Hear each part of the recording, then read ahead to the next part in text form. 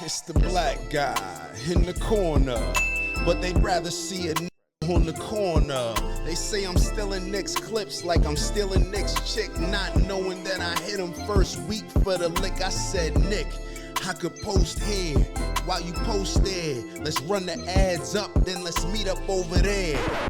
Good evening, everybody. You're watching America First. My name is Nicholas J. Fuentes. We have a great show for you tonight. Very excited to be back here with you tonight on Monday. We have a lot to talk about tonight, lots to get into.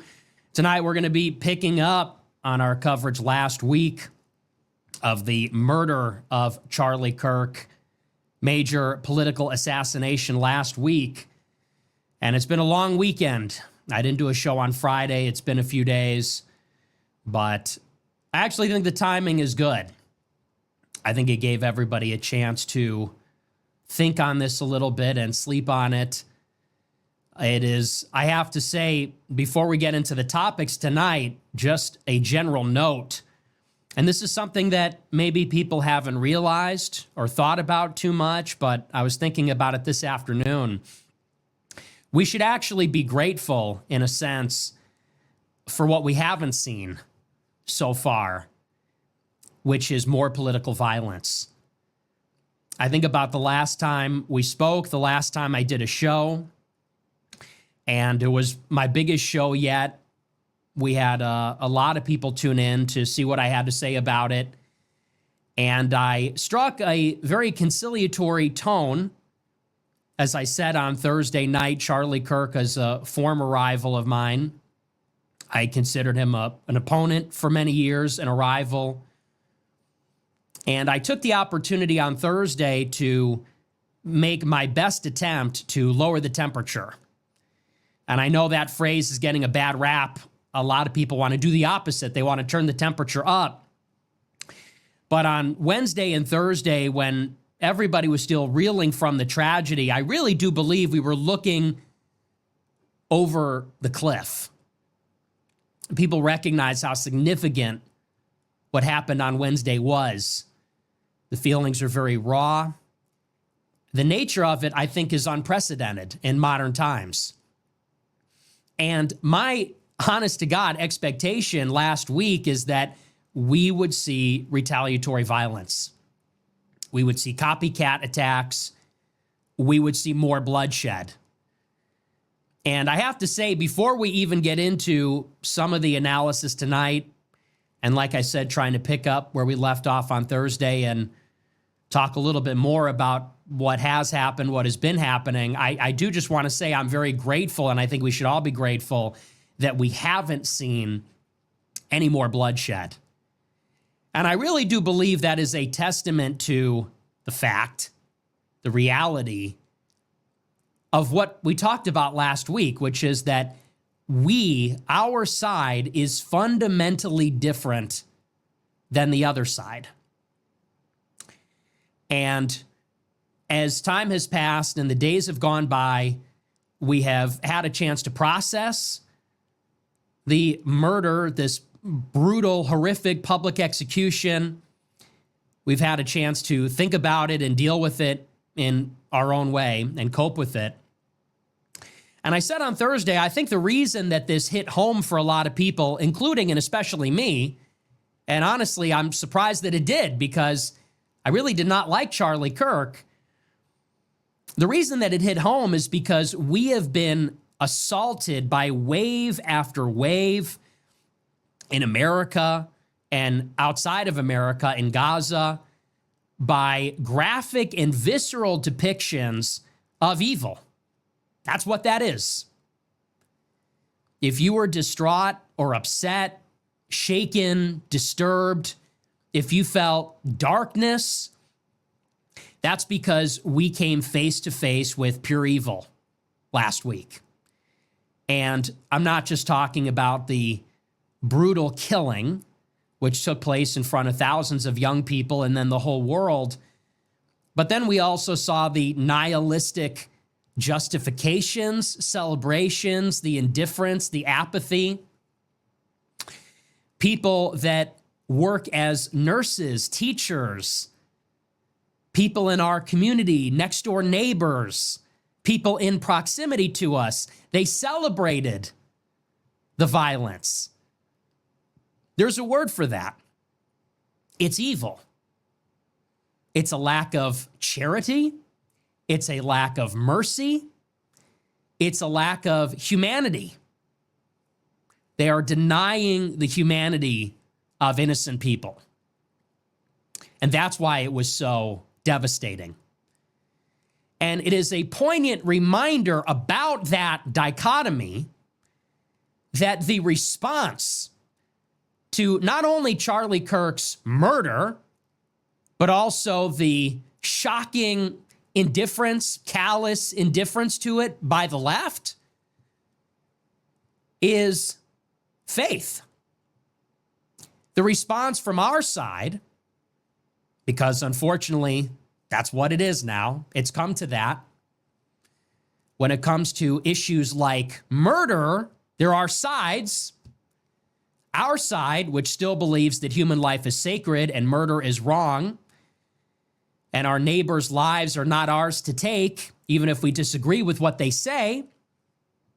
Our side that believes that, our response to the brutality, to our encounter with evil, was prayer vigils. Prayer vigils. People turned out at state capitals, intersections, churches. The pews were flooded. People attended vigils that they volunteered to set up and create. People offered up their prayers. There were unbelievable numbers of young people signing up to create turning point chapters and get involved in other ways politically. And you compare that to the other side. So much comparing and contrasting, isn't there, these days? When ICE came down in Los Angeles, what did they do? Burned cars, dropped scooters on police cars, burned the American flag. When George Floyd died 5 years ago, what did they do?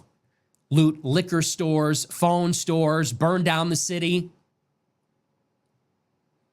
When Charlie Kirk was horrifically murdered for no reason at all, for no good reason, not that there is a good reason, but for such a ridiculous, petty reason because he did partisan debates at colleges, when half the country seemed to rise up instinctually to justify and celebrate the violence, the right wing, by the way, would have been every bit justified in pursuing vengeance. A pound of flesh for a pound of flesh, an eye for an eye, because enough is enough. They would have been every bit justified. This is a big country of 350 million people. And you know what? The right wing has all the guns. The right wing makes up the majority of the police, the military. People could have sought retribution. And some were calling for that. I think most were calling for the opposite.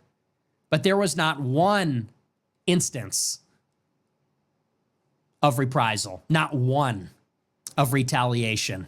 And even in the vigils for Charlie Kirk, which were interrupted by these shit-eating leftists who showed up to taunt and mock and ridicule the organizers, they were treated with mercy. They weren't beaten to death.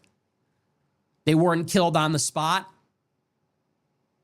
They were apprehended, but with restraint and with mercy, because that's who we are. And I think in many ways that was vindicating. And I felt a sense of reassurance, actually, this weekend when I saw that. Because I'm going to be honest, on Thursday, I didn't know how I would approach the show. I had a lot of mixed feelings, as I know you all did.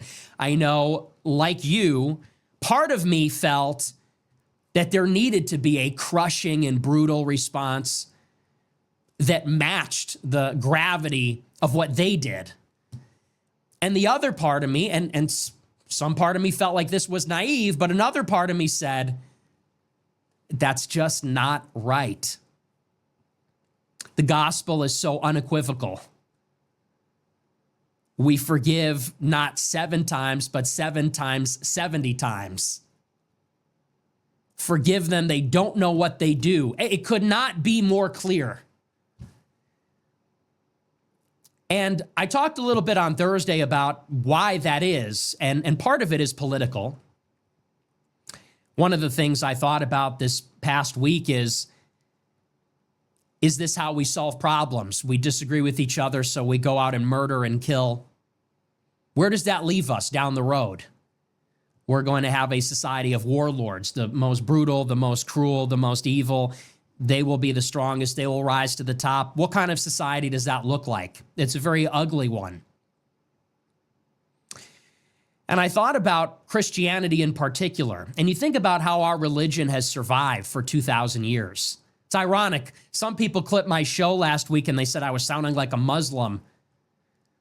How did our religion survive? How did our religion thrive under persecution in the period of the early church?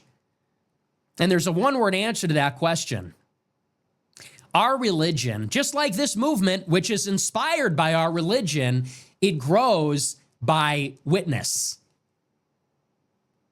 It grows by the witness of the piety and the faith and the love and the sacrifice of the Christians. And, you know, I said it on Thursday, and I'm going to double down on it again tonight. And some people said this makes me a hypocrite. This is contradictory with things I've said in the past. But we were a witness on Wednesday to Charlie Kirk being gunned down like a martyr. And look at what the witness to Charlie Kirk has turned into. When you see the real life testimonials, the videos from young people, from teenagers, from college students, from young men, from young women, and honest to God, I've been touched by it. All throughout the past week, I have seen countless Instagram reels, TikToks of young men and young women, and you know what they've said? They said, Charlie Kirk inspired me to go back to church on Sunday. He inspired me to be a better man. He inspired me to be more honest, to be courageous, to stand up for what I believe in peacefully. And so whoever took his life on Wednesday, and we'll talk about that tonight, that's the subject of the show. Whoever took his life on Wednesday, I hope whoever it is, whether it's the suspect in custody, Tyler Robinson, who is innocent until proven guilty, or maybe it was some other force, or there were accomplices, whoever was involved, whoever cheered it on, I hope they see what they created. And I hope they see that what they did backfired. You killed one person who, by the way, I didn't even really care for. One person who, up until he was shot on Wednesday, I didn't even respect that much. And I doubted his sincerity. And I thought that what he did was silly. They shot one person, but then they inspired millions of people. And that's not an understatement. That's not rhetoric. The witness to his truth-telling, to his character, even if he was imperfect, even if he didn't live up to it all the time, even if there were contradictions, all people are filled with contradictions. All people do good and evil. All people are hypocrites. Life makes hypocrites of us all. And those that aspire to virtue will be hypocrites because we're flawed men and women. But the witness to who he tried to be, what he aspired to be, that has inspired millions more to grow closer to God and to suffocate and overcome evil with good, with light, not with retaliation, not by going to their level, not by murdering each other with our words or literally with bullets, but to suffocate and overcome hopelessness, cynicism, hatred, with actual love, with actual benevolence, actual magnanimity. And so for anybody that thinks it was a lot of hollow words last week and a lot of sentiment, you know, what is real about what happened is the millions and millions of people who were touched by it. And believe it or not, that means something in itself. That in itself is a testament. And it's an important part of my monologue last week. And I said this last week, a lot of people have criticized me since. It's kind of shocking. Many people praised me for sort of putting our differences aside and saying nice things about Charlie Kirk. Other people said, well, you know, you didn't like him. Isn't it cowardly to not attack him now that he's dead or something? But I genuinely do mean it, that seeing how he has touched so many lives, and sadly, you never realize that until someone's gone. And there's something heartbreaking about that all by itself, isn't there? We all had feelings about Charlie Kirk and his work. He had feelings about it. He'll never know. I hope he knows, but since he has died, he will never know. I hope he sees looking down from heaven just how much love there was for him, just how many people he touched. And now that he's passed, I've seen it. And I'm a witness to it. And that is real. So I think that out of this horrific tragedy, something that, like I said last week, it was the unthinkable. I can't shake it. What I felt on Wednesday, it was like a nightmare. That's the only thing I can compare it to. It had the exact same texture, the exact same feeling that you have after you wake up from a horrific nightmare.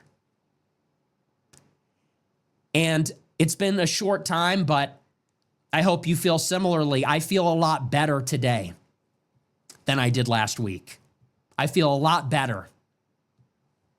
And my faith in humanity has been restored somewhat based on what we saw and what we did not see in the past 5 days. So I just have to open with that. It's important sometimes to look at the good also. Such a horrific evil, but the story of our religion and frankly, the story of our world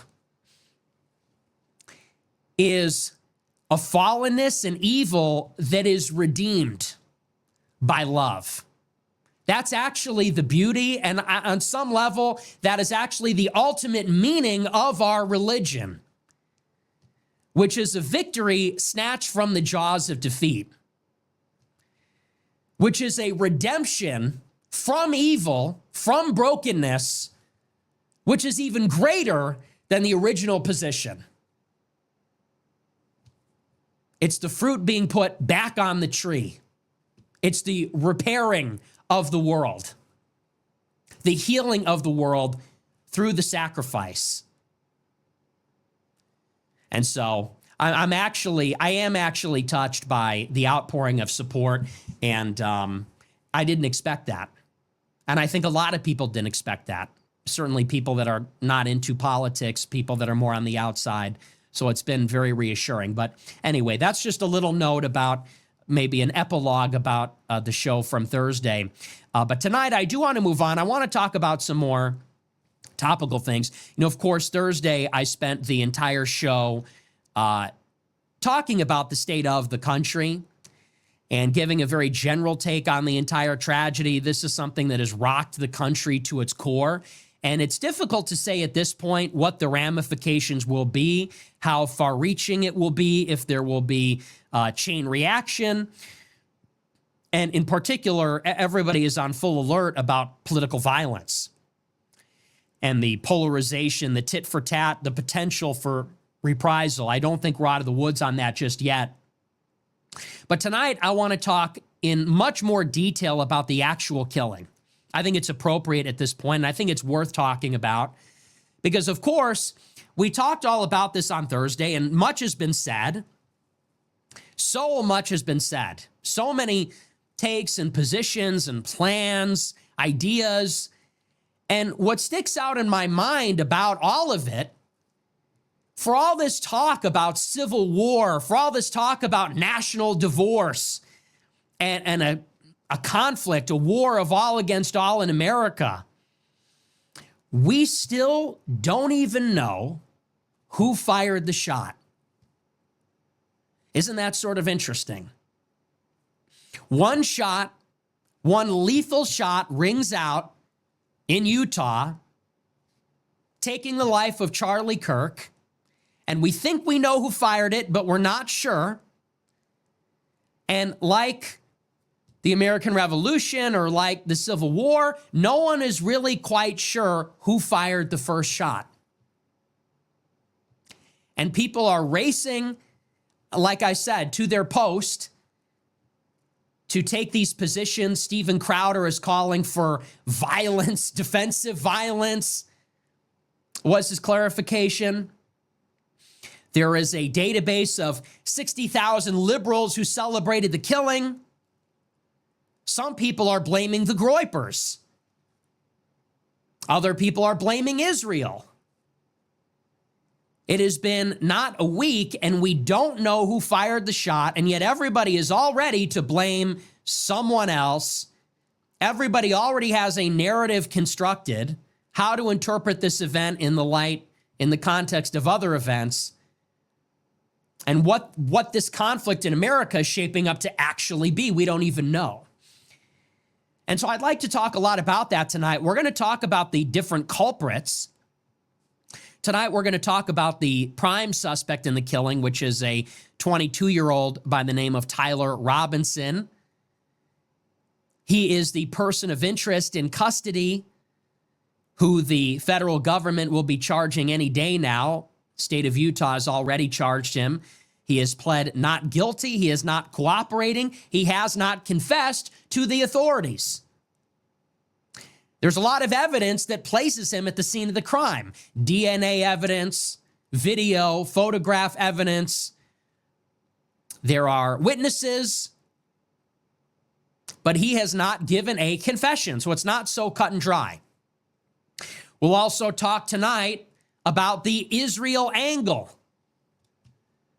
Many people online are speculating that Israel and its allies in the United States had something to do with the killing of Charlie Kirk, that it was a state-sponsored conspiracy involving Israeli intelligence and the American government and maybe other forces to silence Charlie Kirk, and a patsy was created. A left-wing person was elevated to take the blame for some purpose. We'll talk about that theory tonight as well. We'll also talk tonight about the left-wing conspiracy theory, which blames the Groypers. And this might be the most unbelievable one, and that's saying a lot. I've been accused of avoiding the Israeli angle, and I'll just say at the outset, I've done one show since Charlie Kirk was murdered. I think I've put on Twitter maybe a dozen tweets. I have not avoided the subject. Honestly, I didn't think it needed to be addressed because it, frankly, on its face seems ridiculous. But somehow there's an even more ridiculous theory that has surfaced, which is that this anti-fascist, trans chaser, furry, who hated Donald Trump and thought Charlie Kirk was a Nazi, was somehow a Groyper or far-right or a Trump supporter secretly.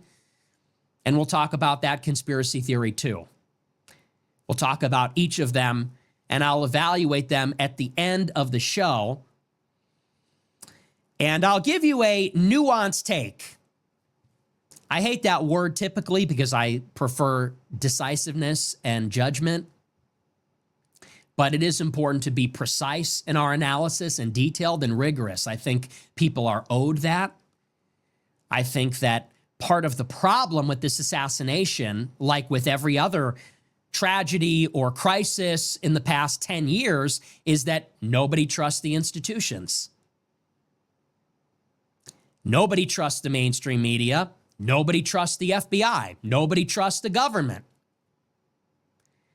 And to me, that is especially interesting because wasn't the whole conceit of the MAGA movement of the Trump election in 16, 20, and 24 this was supposed to be a remedy for that problem?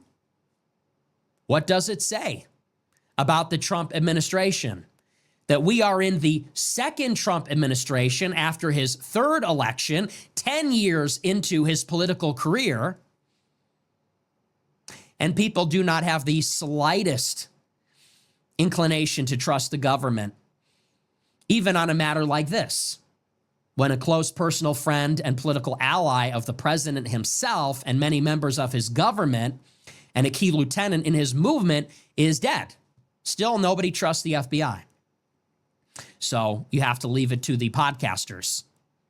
You have to leave it to Candace Owens, Michael Savage, Alex Jones, Ian Carroll, Nick Fuentes, Dave Smith, to go through the evidence. And that's why I think, like I said on Thursday, people like me have a responsibility to tell you the truth. And not only to tell you my opinion, but to rigorously interrogate all the facts, all the angles, give you all the information, the preponderance of the evidence, and I will give you my sense, but I'll leave it to you to draw your own conclusions. So that's what we'll do tonight. Before we get into it, I want to remind you to smash the follow button on Rumble, smash the like button, leave a comment, and let me know what you think about the show. And with that, we're going to dive in. First, I want to talk about the official story. Full disclosure, I think this is the most likely explanation. And I will lay out the evidence and I will tell you why. So first, the official story. Question, who killed Charlie Kirk? We do have a person of interest. We do have a suspect that is in custody. As you know, his name is Tyler Robinson. And in the past 5 days, we've learned a lot about him. We've learned all of his information. We've learned about his online habits. We've learned about his boyfriend, his residence, his family, his collegiate record, academic record, all of it. And this is a story from the Washington Post today. This is about as crystal clear as it gets. I'll read it to you. This is the latest development. As of today, we have the most damning evidence yet that Tyler Robinson, the 22-year-old Mormon student who was studying in an apprenticeship to be an electrician, was the actual culprit behind Charlie Kirk's murder. We have evidence today from Discord and from a friend of his. He admitted it. According to the Discord platform itself, as well as one of the recipients of this message, Tyler Robinson said the day after Charlie Kirk was murdered to a number of people that he did it. He confessed. He sent in a message to a number of close friends on the Discord platform. He said, "Bad news, guys. It was me." He said he would surrender himself to the authorities, and he thanked his friends for all the laughs and all the memories. 2 hours later, at about 10 o'clock local time on Thursday, he was taken into custody by the FBI. This was reported today by the Washington Post, and this is the story. It says, quote, "The 22-year-old suspect in Charlie Kirk's killing appears to have confessed to friends in an online chat shortly before turning himself in to law enforcement, according to two people familiar with the chat and screenshots obtained by the Washington Post. He wrote, 'Hey guys, I have bad news for you all. It was me at UVU yesterday. I'm sorry for all of this.' The message was sent Thursday night, about 2 hours before officials said Robinson was taken into custody. A member of the group chat shared an image of the conversation with the Post and confirmed that it came from Robinson's account. Discord provided a copy of the message with the confession to authorities, according to a person familiar with the company's interaction with law enforcement. The message was sent from Robinson's account to a small private group of online friends. Discord has said that an internal investigation found, quote, no evidence that the suspect planned the incident or promoted violence on Discord. Authorities have said one of Robinson's family members reached out to a friend who then contacted law enforcement, saying that Robinson had confessed or implied that he committed the crime. Utah Governor Spencer Cox said over the weekend that Robinson's motive is still under investigation, but that the suspect appears to have held a leftist ideology. Officials say their interviews indicate that Robinson became more political in recent years and had criticized Kirk. The Discord conversation shared with the Post shows members of the group chat reacting to the shooting on Wednesday before the news broke that Robinson was involved. The group included about 30 people. The New York Times reported on a conversation in a different Discord chat group earlier the same day. In that conversation, Robinson joked that a doppelganger was trying to get him in trouble after law enforcement released images of a shooting suspect who resembled him. Cox confirmed the existence of that conversation on Sunday and said Robinson's friends did not believe it was actually him at that point. The person who provided other messages to the Post said they are from a different group. So this is the latest evidence. This is the most damning probably so far. We're getting them from two different sources. The Discord platform itself has turned over the messages to law enforcement, and this has been reported to the Post. So the actual platform, the medium, shared those messages. They had them internally, where Robinson texted a group. I don't know if this was in a group chat or in a server, but he said, "It was me. I'm turning myself over." And apparently one of the recipients of the message independently, they also shared the screenshot with the Post, and both the platform and the recipient verified that it came from Robinson's account. There's also other people, different people, that were in a different server. We don't know if the confession was in a group chat or a server, but we do know that Robinson was in a different room, whether it's a server, a separate group chat, where he said that his doppelganger was trying to get him in trouble. He said he would not go to McDonald's. That's a reference to Luigi Mangione, who got caught at a McDonald's. So we're getting evidence from across the Discord platform that he was being a loudmouth. Now, this raises some questions. This is not as cut and dry as people say. And I said this on Twitter yesterday. There are some inconsistencies in this official story. And the biggest inconsistency about this confession, well, there's actually a couple. The first is that on Thursday, Discord reported to law enforcement and publicly that this incident was not planned or discussed on the platform. Now they come out a week later and they present internally the messages that Robinson sent. Now, either somebody is lying here and Discord was withholding these messages or did not find these messages, or maybe the messages were fabricated. But both cannot be true. Last week, Discord said there are no messages. Now they say there are messages. So what happened between Thursday and today that last week, when the news of Tyler Robinson broke, when he was named as a person of interest, Discord washed their hands of it and made a public statement saying there was no involvement. And now today they're turning over the messages. Now, there's many explanations for this discrepancy. One explanation is that the messages were planted or fabricated. Another, maybe Discord did not find them. Maybe the most likely explanation is the nature of what Discord actually said, which is that the violence was not planned on the server. And maybe that's a weasel word. Although Tyler Robinson confessed shortly before being taken into custody, maybe there was no explicit reference to violence up until that point or at all. That might be one account for the discrepancy, but we don't know. That is an open-ended question for the FBI and the Department of Justice to answer. That is something that must be answered as the investigation is conducted, as this legal process is underway. Here's the other problem. The story goes that Tyler Robinson returns home and apparently evades law enforcement completely. Now, that by itself is the subject of a lot of scrutiny. How was the prime suspect able to evade this manhunt carrying a long rifle? How was he able to evade law enforcement on a college campus, which is loaded up with not just cameras on the campus facilities, but also surrounded by a neighborhood that has doorbell cameras, and everybody has an iPhone these days. So there's a question of how did he evade in the first place? He returns home, apparently got away scot-free, somehow was able to get home undetected, 3.5 hours away from the scene of the crime. So he leaps from the rooftop, runs through the neighborhood.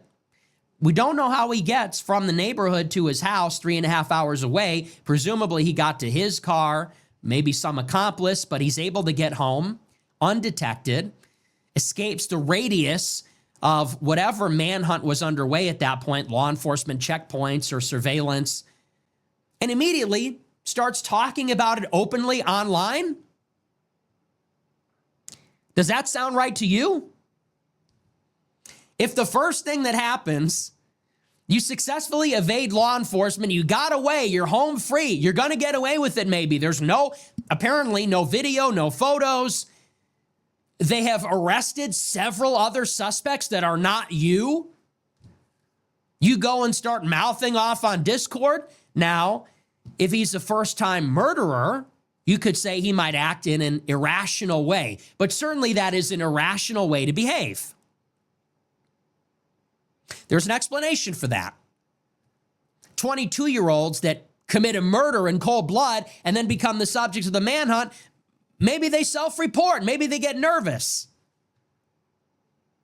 But people that carry out a sophisticated attack like that without being apprehended or detected and able to evade law enforcement, does someone like that get nervous in that way? It's another good question. Now here's the bigger question.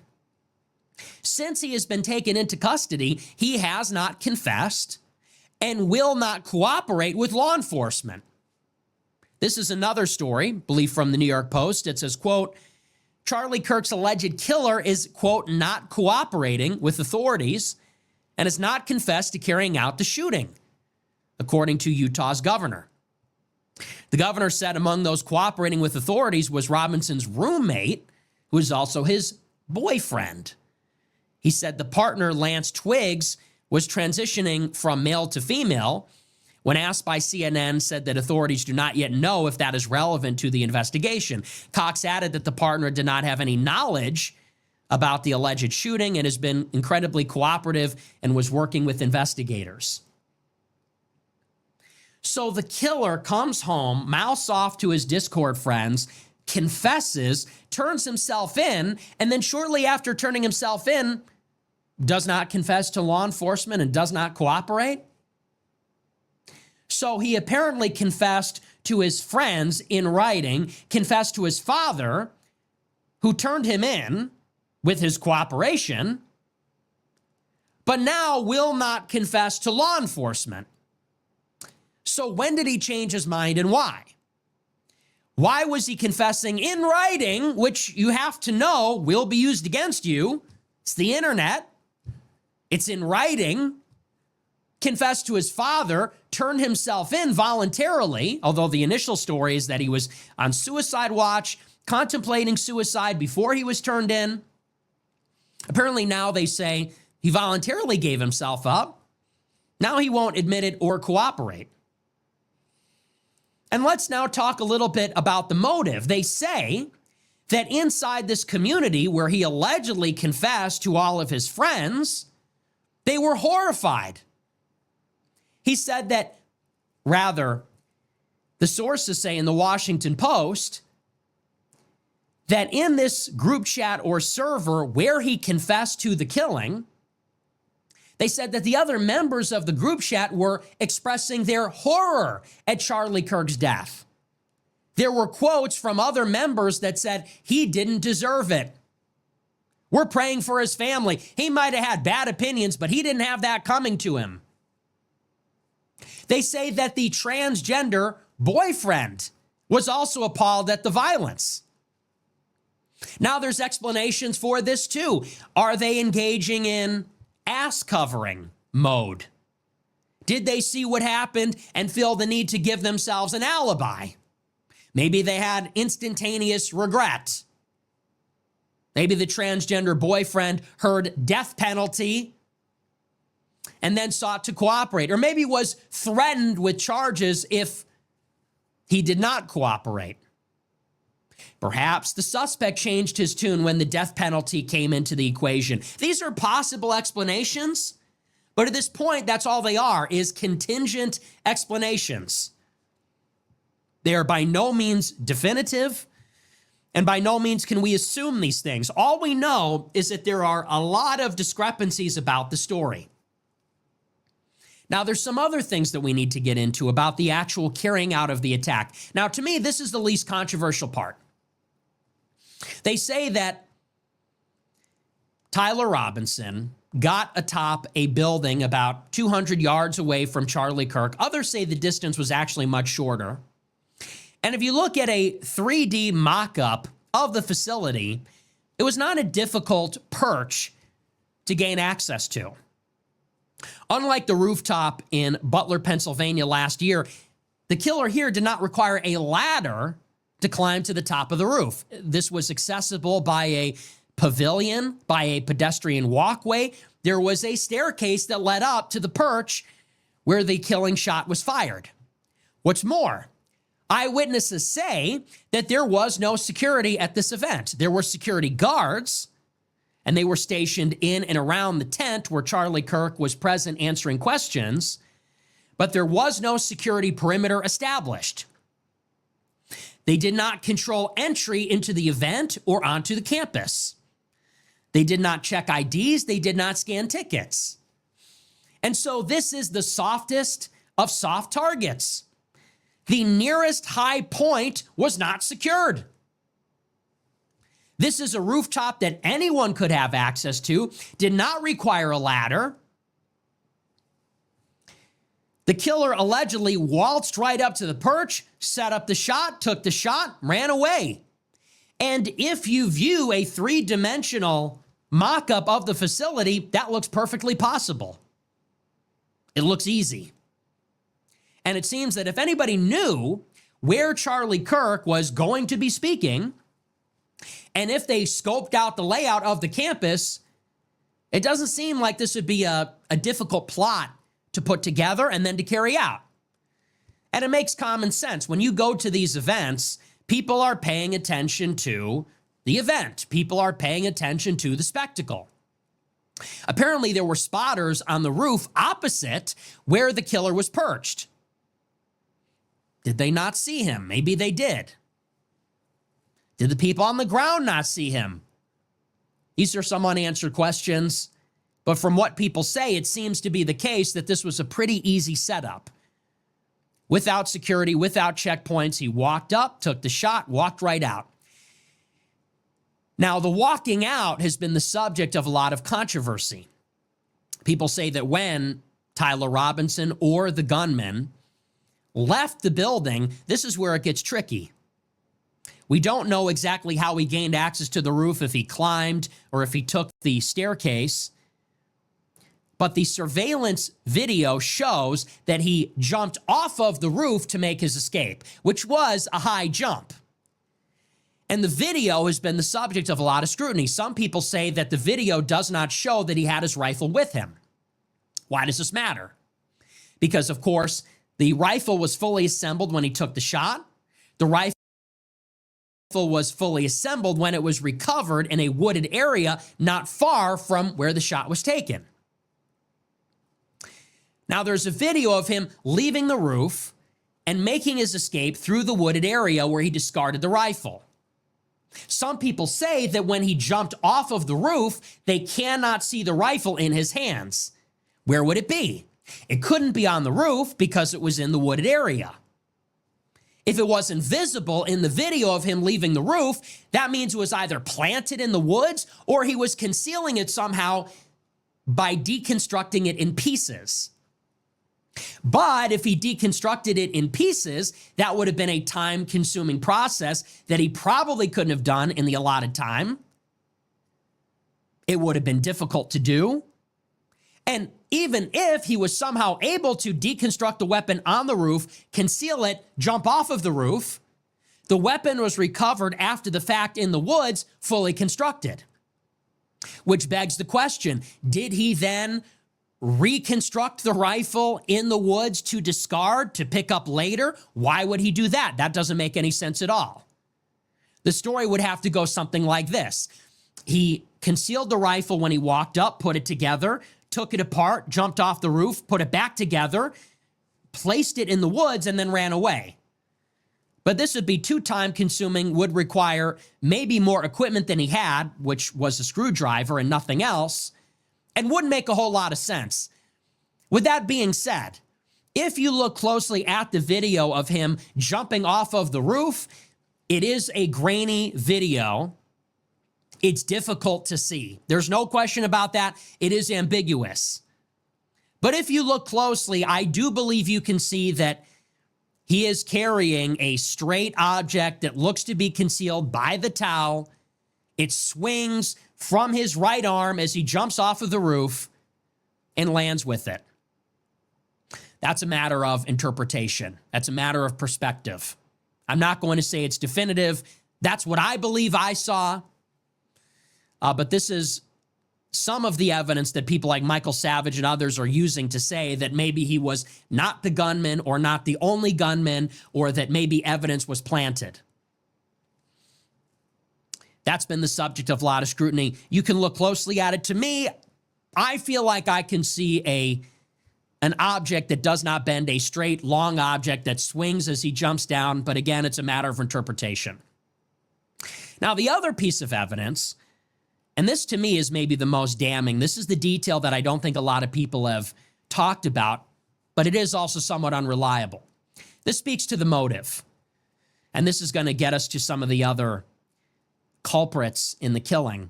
Of course, the big question is, these are most of the relevant facts. The question is, why would a 22-year-old, who was by all accounts a brilliant, normal guy, why would he kill Charlie Kirk? It's a pretty radical action. A homicide of a high-profile stranger, a political figure in cold blood, from a Mormon Reddit guy who, according to his parents, had a 34 ACT score, which is very high percentile, 4.0 GPA, full ride scholarship to a local college. Family was allegedly conservative, although some say that that might not be the case. He had no criminal record, no history of murder or violence. So the question is, why? Why does a 22-year-old carry out an attack like this? Why does a bright young man with no record, with his future ahead of him, with, and by the way, no social media footprint, which is a little interesting detail, why does this person decide to wake up one day and not just, by the way, carry out a random attack, but an orchestrated attack? And think about the difference here. There is all the difference in the world between a sloppy job, a sloppy passion of crime, where a nervous amateur, let's say for the sake of argument, walks up to the microphone, draws a pistol, and takes a shot. Because when I was told that Charlie Kirk was shot at a question and answer session, that is the first image that came to my mind. Before I saw the video, before we became acquainted with the details, if someone told you, and you know what these events look like, if someone told you that someone took a shot at Charlie Kirk, what would you imagine? I would imagine that when entering or exiting, or when sitting stationary in the chair, someone would draw a short-range weapon from a short distance and take a shot, like Luigi Mangione. But this required planning. This required sophistication. All these things that we just talked about, all these details were premeditated. It's not just that you have a brilliant 22-year-old, maybe not brilliant, but a gifted 22-year-old with a high ACT score, a high GPA, a full ride scholarship, a person with no footprint, no record of transgressive behavior, of violence, of antisocial behavior, As far as we know, no mental illness, no digital footprint of political extremism. Not just why does this person wake up one day and take a shot, which might be explainable by impulsiveness or passion or youth. Wake up, he's at my campus, reach for a gun, take a shot. He drove 3.5 hours from his home. He cased the location. He cased it. He scoped it out. He looked at a map. He scoped out where Charlie would be on the campus. He looked where he could take a shot. He thought about the choice of weapon, what would be reliable, what would have the requisite velocity, the scope. This is a marksman. He had experience with firearms. Now, maybe if you're a hunter, this sort of thing comes naturally, but I believe that hunting wildlife is different than killing a human being in a political assassination.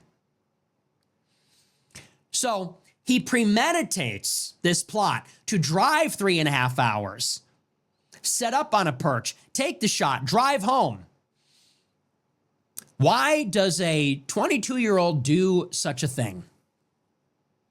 And the explanation is that he hated conservatives. He hated Christians.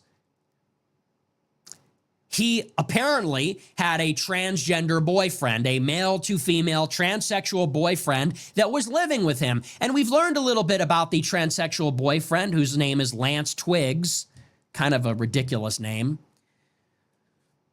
And they say that Lance Twiggs was a similar-aged young white man, also from a Mormon background, who was kicked out of his household by his parents when he came out as transgender and would not accept conversion therapy or reparative therapy or prayer from the Mormon church. And so circumstantially, people say, well, he's left-wing. He is dating a transsexual. Clearly, this was like Dog Day Afternoon. He was motivated by his love for his transsexual boyfriend and the rhetorical violence being inflicted on the transgender community by conservatives like Trump and Charlie Kirk to take a shot. And part of the story is this. An eyewitness, a neighbor from down the street, says that they were live-in roommates, they were partners, and what's more, that prior to the shooting, this is the most important detail as far as I'm concerned, there was a crowd at his house that showed up in cars with out-of-state license plates. And the neighbor said that these people gave him a bad vibe and insinuated they were transgender, maybe radical leftists. Out-of-state license plates. Now, what could this look like? Maybe this is a Discord tranny meetup. This is an extreme, let's act like detectives. This is an extremely online young man. His classmates described him as a Reddit kid. His Facebook photos show that he was a gamer. He had thousands of hours in video games, spent time in online communities on Discord, chatting with his friends while they played video games. Maybe he was gay. Maybe he was queer himself. He was dating a transsexual. Maybe he was passionate about LGBTQ causes. Maybe before Charlie Kirk showed up on campus, they invited the online community. And the thing is about online communities, they're not proximate. They're not local. You meet people online, they're from all over. Did his transgender furry community from Discord drive to his house to toast the imminent attack? An attack committed out of passion, out of love for the transgender boyfriend? Perhaps. But that seems a bit presumptuous. That is one explanation. Another is that out-of-state license plates, could these be bad actors? Rental cars, maybe other bad faith actors? Who are these people? Who are the people in his community? And you know what's interesting about all of these incidents every single time? There's always a small, tight-knit community. You ever notice that? The shooter in Minneapolis, the shooter in Wisconsin, the shooter in Buffalo. they always have a small, tight-knit online community of Satanists, of mass shooting enthusiasts, of racists, of trannies. And yet, we never hear of other arrests, do we? We never hear of a crackdown. We never hear about a network. And isn't that the sort of thing that you would need to see?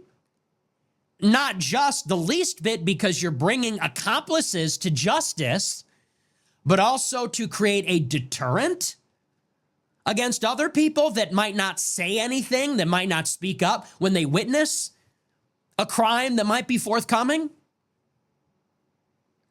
So that's why I say we don't have all the information here yet. There are a lot of discrepancies. There are a lot of unanswered questions. Were there people with out-of-state license plates?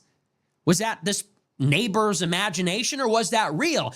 He said they gave him a bad vibe. Certainly, if out-of-state people that do not belong in St. George, Utah, if they're showing up to this killer's house in the week before the shooting, they should all be persons of interest. And it raises a lot of questions. And we can't assume that they're just tranny furries from Discord or something, although that is a plausible explanation. Now, there's some other problems with the theory. If our going theory is that he's some political extremist, what is really notable, it's not just what we see, it's what we don't see. What we see now are a collection of curated Discord messages. We see one Discord message that he sent confessing the crime, and a handful of others from a server shortly after the crime was committed. We're supposed to believe this is a radicalized leftist, took the shot, etc. But you know the thing about young, radical, political people on the internet? You know, they tend to broadcast their opinions. Have you ever met extremely political, extremely online young people? They have a tendency to not be able to keep it in their pants. Take it from me. Take it from anybody. Where's the TikTok? Where's the Instagram? Where's the Twitter? You're telling me there is no digital footprint? A person feels so strongly that allegedly they've been harboring this hatred, political extremism for a long time. It's been festering. It bubbles over into a deadly attack one day all of a sudden. But this happens completely in private. No one knows. The only evidence of a interior transformation on the part of the killer is testimony about a family dinner where allegedly Charlie Kirk's forthcoming college visit was discussed and liberal opinions were expressed at the dinner table. That's it. No tweets, no Instagram, no TikToks, no nothing. And you know what that reminds me of? It reminds me a lot of Thomas Crooks, the shooter at Butler. Remember that 18-year-old high schooler that shot Trump randomly in Butler? Another political extremist with no digital footprint. That's pretty, one, you might say it's possible, but two, the person that shot Trump in the head in the pursuit of political extremism had no digital footprint, no political digital footprint. The person that shot Charlie Kirk in the neck and killed him, also zero digital footprint other than a Steam collection. Seriously? It's a bit strange. Now, there is a plausible explanation for this. And other people have pointed this out, and I don't think this is inappropriate to say. When you look at this person's face, and when you hear the testimony from people that knew him, he strikes me as an autistic loser, basically. He had thousands of hours logged on video games. He's got a Facebook picture from when he was in grade school, receiving computer accessories for Christmas, playing on the computer. This was an extremely online Zoomer.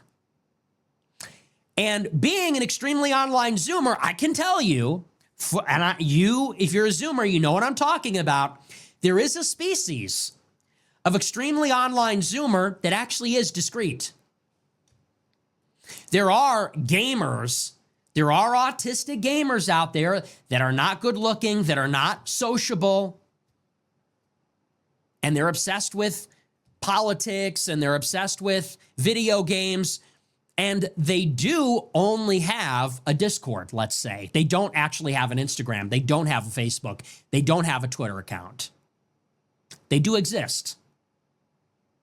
There are these people, and it's a different species of extremely online Zoomer, but they might just have a Reddit. They might just have a Discord. They might, because they're ugly, quite frankly, and not popular.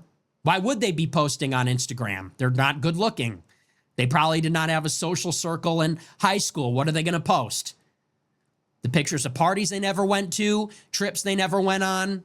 For who? They're 0 followers. That is, I happen to know, being on the right-wing side of things, there is a species of autistic, anti or asocial Zoomers that do not maintain a lot of public-facing social media. It's possible. To me, it's very conspicuous. It's very strange, but it's not impossible. And what I am curious about is what social media footprint does exist. We need to know. If there is a footprint, we need to know what it is. What accounts did he have? Which accounts did he have that he might have deleted? Did he have public posts? What were they? He was clearly in Discord servers.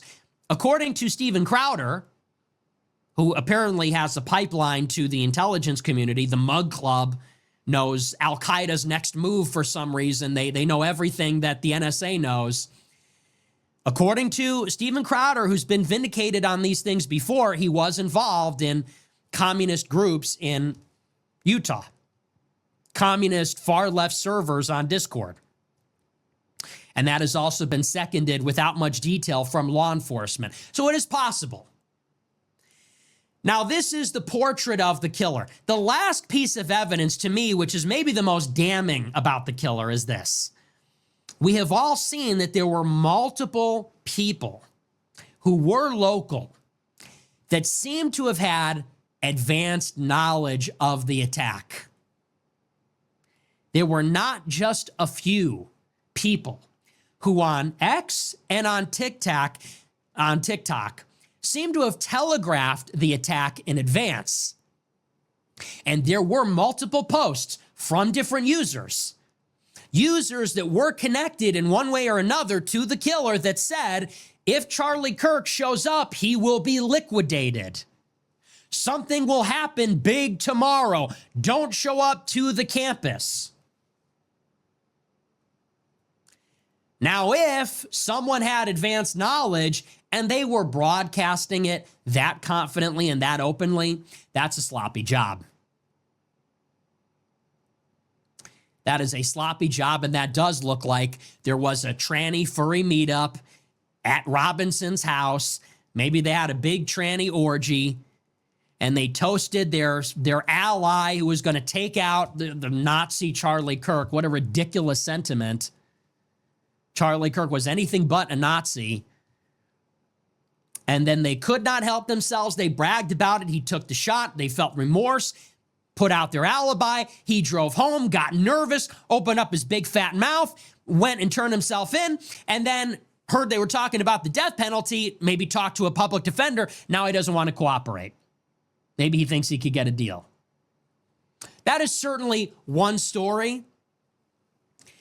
But here is the thing about the official narrative. We cannot take any of these things for granted.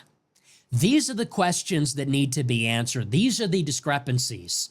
What did Discord know? When did they know it? Why did they say that there were no messages? Is it because they were being weaselly and the attack was not coordinated on Discord, even though clearly the killer was talking about it on Discord? Is that what they meant? Or did something change in the past week? We need to know that. Who were these out-of-state license plates at his residence prior to the attack? What were these posts that seem to have had advanced knowledge of the attack? Who were the people that he confessed to on Discord, and who was involved in the Discord communities with him? What were the names of the communities? We need to have all of the available footage, all of the security cameras, all of the ring cameras. We need to see the footage. How did he get from point A to point B? How did he get from his house to the campus and from his campus back to the house? We need to see that chain of custody. We need to see all of the evidence. Otherwise, we cannot take any of it for granted. With that being said, I do believe that is probably the most plausible explanation. I'm a rational person, and like I said, looking at the layout of the campus, unfortunately, when you realize that security is not always competent, these are things that sometimes do happen. There is a left wing in this country. It is extremely radical. There are young people in this country that are being radicalized on the internet. That's real. It happens all the time. The same day as the shooting against Charlie Kirk, there was a school shooting in Denver by a 16-year-old white male who was obsessed with Columbine. And that had nothing to do with Israel, and that had, to the extent that we know, that had no geopolitical ramifications. And that was on the heels of a transsexual that shot up a Catholic church in Minnesota last week, and a black fellow that shot up people in Tennessee in January, and a tranny that shot up a Catholic school in Wisconsin a few months before that. There is a problem here. There is clearly a problem, as everyone has admitted, of these communities on the internet, young people that are spending way too much time on them, carrying out acts of violence in the name of various ideologies, irony, nihilism. And maybe this was a part of that. Certainly, these are things that happen. It's an explanation that's worth entertaining. But we do need to iron out all those inconsistencies and discrepancies. We need all the information.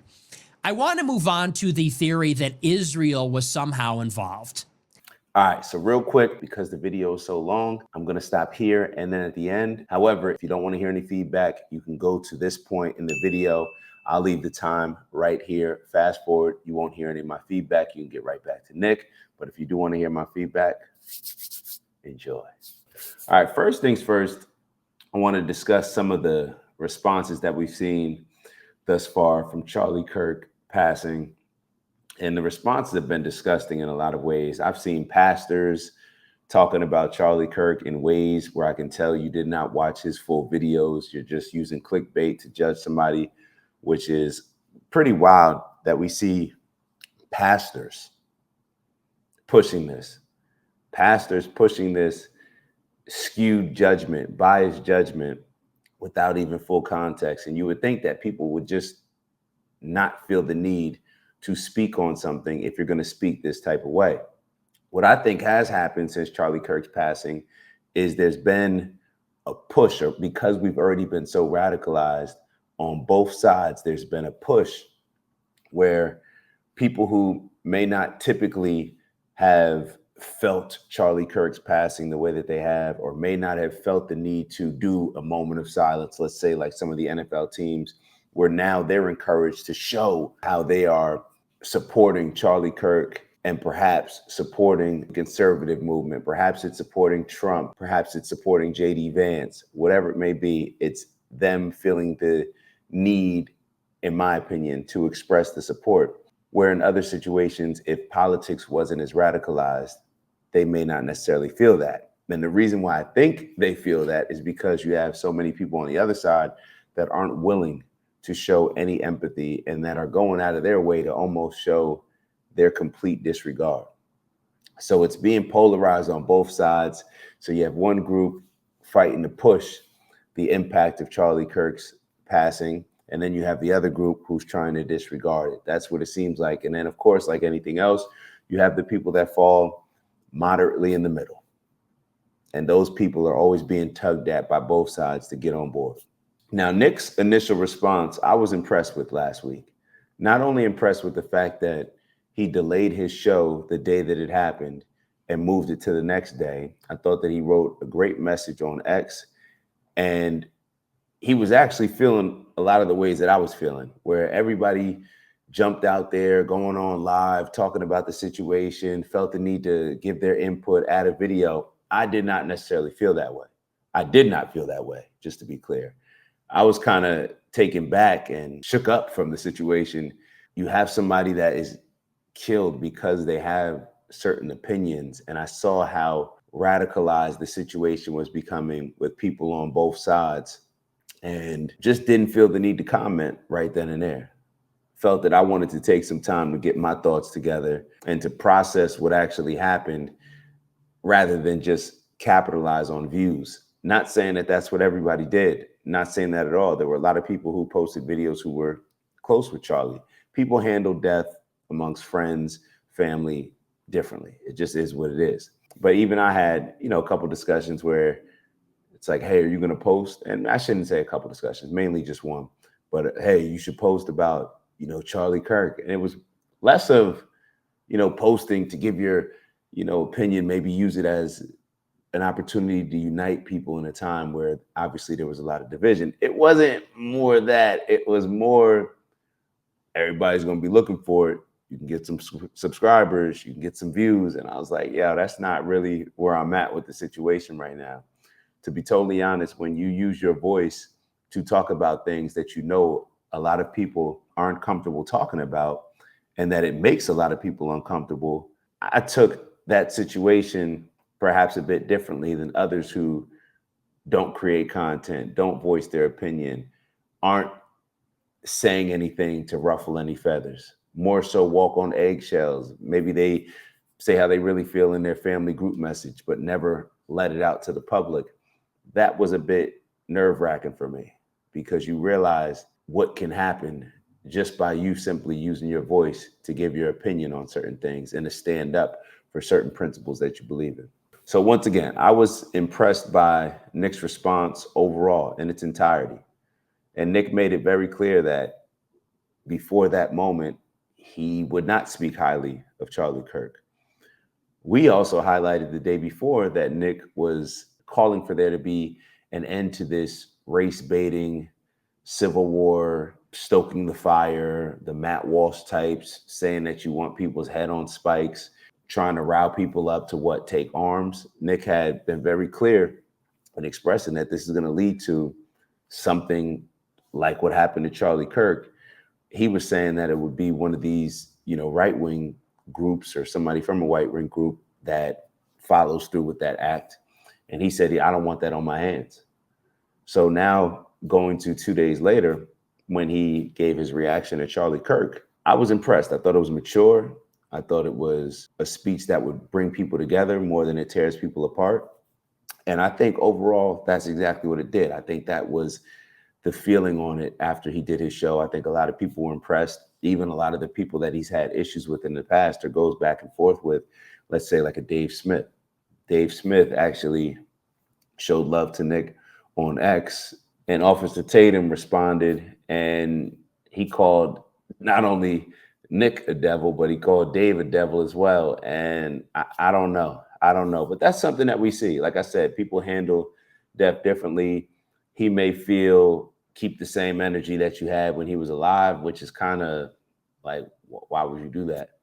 Like, why not use this as a moment to bring people together? Like, this entire incident, in my opinion, should show us that we no longer need to be divided and conquered, and we never needed to be divided and conquered. And perhaps we should wake up and smarten up now and realize that it's these elites that are controlling the chessboard, having us fight against each other. Meanwhile, they benefit while it's to our detriment. Candace Owens didn't seem to be impressed by Nick's reaction. And it was to the point where she responded to a video that he did. And I even saw a bunch of the comments, and I was thinking the same thing, where it's like, did you watch the entire video? Which I thought actually made Nick look pretty mature. However, I guess she just felt that either Charlie Kirk's personal relationship or lack of relationship with Nick Fuentes, them always going back and forth. And I think Candace allowed her emotions and feelings, understandably, for Charlie Kirk to perhaps cloud her judgment or, fog up her lens as far as how she was looking at what Nick was presenting, accusing him of trying to use Charlie Kirk to gain a follow. I just didn't get that when I watched Nick Fuentes' reaction, but perhaps she's looking at it from a perspective where she knows more than I know. I don't know, but I didn't think that her response was warranted. So one of the questions that I wrote down is, should we be comparing the reactions of the left versus the right? Now, I've done it on the live show just to simply point out, like, yo, we're being radicalized. Here we go again, another incident that's tearing us more apart rather than bringing us together. So I think it's necessary to look at the truth and how people are reacting and to call out both sides of it. But what I see more so happening is that one side's just calling out the other, one side's calling out, they're both just playing the blame game. And that means that not the people, as in we the people, are winning, but the people, the elites that are not we the people, are winning. The divide and conquer is clear. It's right in front of our face. They've been trying to brew chaos, whether it's a civil war. We don't even know what groups they're trying to do it at different times, but they just want war and conflict and chaos so they can control us more emotionally and put whatever play and agenda that suits them and their personal self-interest rather than we, the actual people. Now, one major disagreement that I have with Nick is that he said the right would be every bit justified to pursue vengeance. I completely disagree. And I think he's absolutely wrong. I think this is an example of him allowing his emotions and perhaps immaturity to get the best of him. He's responding in the ways that I just criticized with other people. And it's not because I'm criticizing you. I'm just criticizing that reaction because it just doesn't work. Anything that divides the country, it's only going to radicalize both sides even more. It's only going to take the moderates and have them have to choose a side, which is then going to give the radical people on their sides more and more power to just take things even more radically that way or more radically the other way.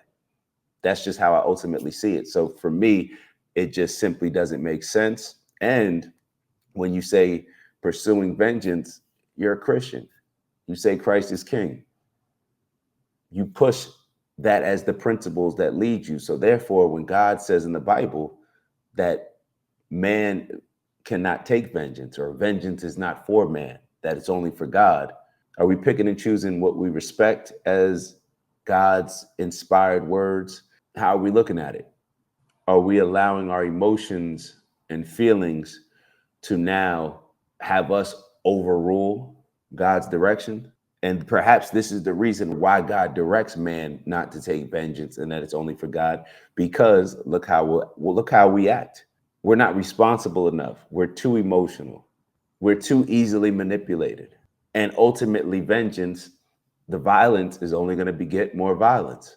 Violence is only going to lead to more violence. It's not going to solve anything as far as the goal being peace for humanity and all of us living in harmony.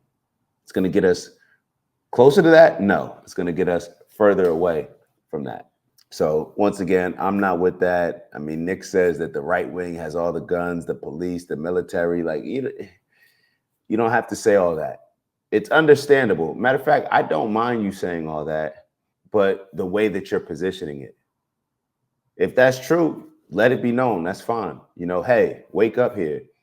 If there was a situation where this was to happen, this is the understanding. So perhaps we shouldn't be trying to incite these things. I understand that perspective, but even then, what are you going to encourage the other side to take up arms? Oh yeah, hey, he's right. We need to stock up. Like, it just doesn't lead to anything positive. It doesn't lead to the outcomes that just me personally, I'm looking to attain, looking for humanity to attain. Now, Nick made it very clear that before Charlie's passing, he didn't respect him, thought he wasn't sincere, but he shifted that to an understanding that I think a lot of people can get behind, that we're all hypocrites in certain situations. We all contradict ourselves, right? Nobody's perfect. We all have a standard that we fall short of at times. But what seemed to change Nick, and he noted this, is the impact that he realized that Charlie Kirk had on a lot of people's lives. And it took him passing, sadly, for him to see that impact. He said that a lot of people were persuaded to go back to church. I think Nick realized what a lot of us don't realize is that even these people that we argue with the most, when we take a step back and look at it, we agree with them a lot more than we disagree, or we can understand and appreciate the impact that they're making more for a positive, rather than us just sitting here getting caught up in fighting because we have the same goals, but we go about it in a different way.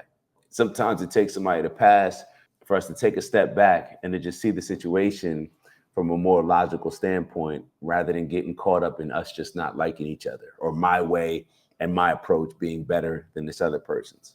So in a lot of ways, I saw the situation very similarly to Nick. Seeing that type of impact, feeling the impact that it had on me, that was just a very gut-wrenching, heartbreaking thing to see.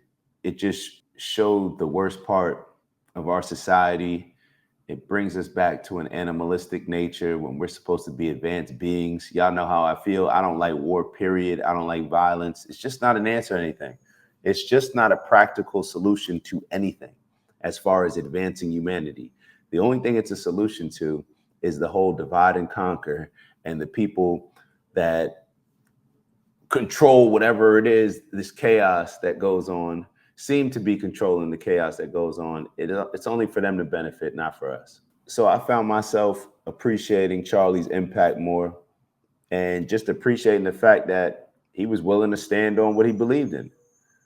You know, there's a lot of people that believe certain things but are scared to voice their opinion. I respect people who are open to voicing their opinion, debating thoughts. That's what we should be open to. Now, I may not agree with everything that he said, which I definitely don't. But overall, I can step back, and I don't think that he intended to have anything but a positive impact on the people that he came into contact with, and even with the message that he pushed out. I'm just not one of these people that's going to look at it and say he was trying to have a negative impact or anything of that nature. Like I said, we disagree on sometimes the goal. We disagree on sometimes how to accomplish the goal. But overall, I think that he was trying and living to make a positive impact on his family, the community, and overall society. I do believe that.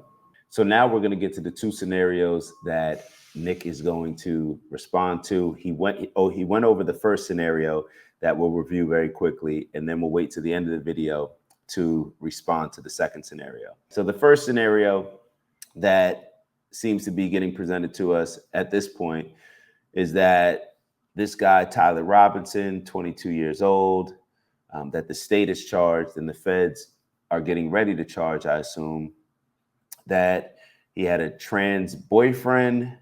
I believe that that's official now.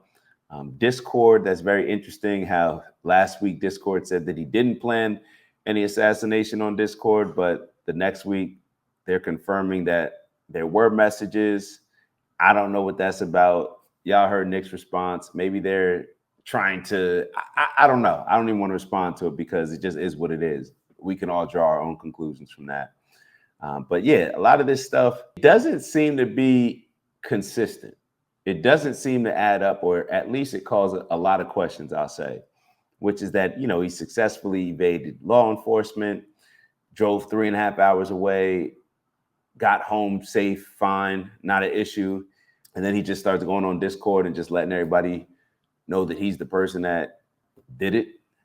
I don't know if that sounds believable, but I guess when you do unbelievable things, it's also understood that some of your other actions could be pretty unbelievable as well. As of right now, based on what Nick said, he's not cooperating with authorities, has not confessed to the shooting. However, his trans boyfriend is cooperating and working with investigators. It's getting a bit confusing, but like these situations, like I just said, it's a very strange situation. So therefore, I'm not surprised with everything else being strange around it. So the more I heard Nick explaining this most likely scenario, it seemed to me almost like he was bringing it about in a way that made me think it's not likely. I don't know. So I guess we'll have to wait and hear his next scenario. But on this one, I'm looking at it and I'm hearing him, and it seems to be like a lot of questions that are coming up, a lot of inconsistencies, from people not being sure if he jumped off the roof with the actual weapon in hand. Nick said that he believes it is. Maybe I'll take a look at it. Matter of fact, I'll take a look at it now and let y'all know what I think.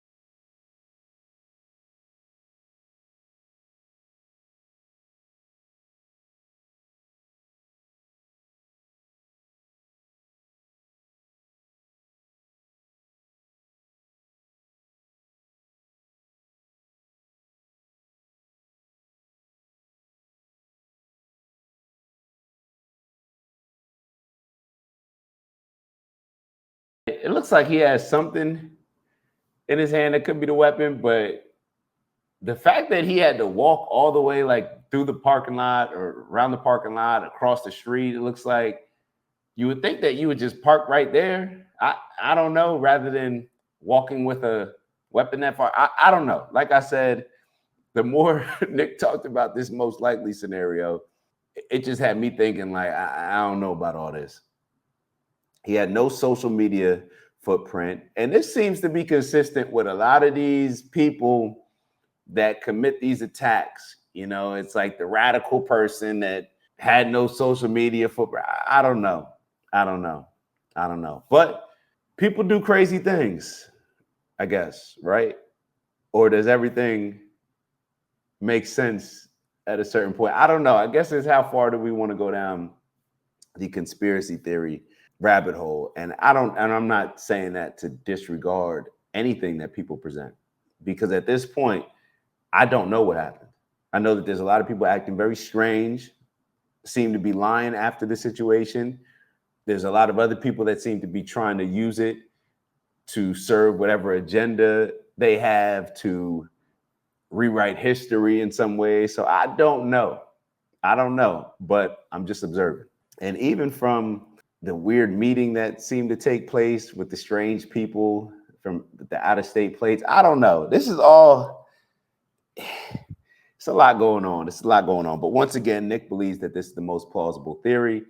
I'm not convinced on it right now. I don't think he is convinced on it right now. It seems almost as if him going down that path of having the conversation with us, that he's probably less convinced of that being what actually happened, probably more than before he started the show. That would be my guess. But let's get to the rest of it. Let's get to that next theory that he's getting ready to present, which is on Israel's involvement.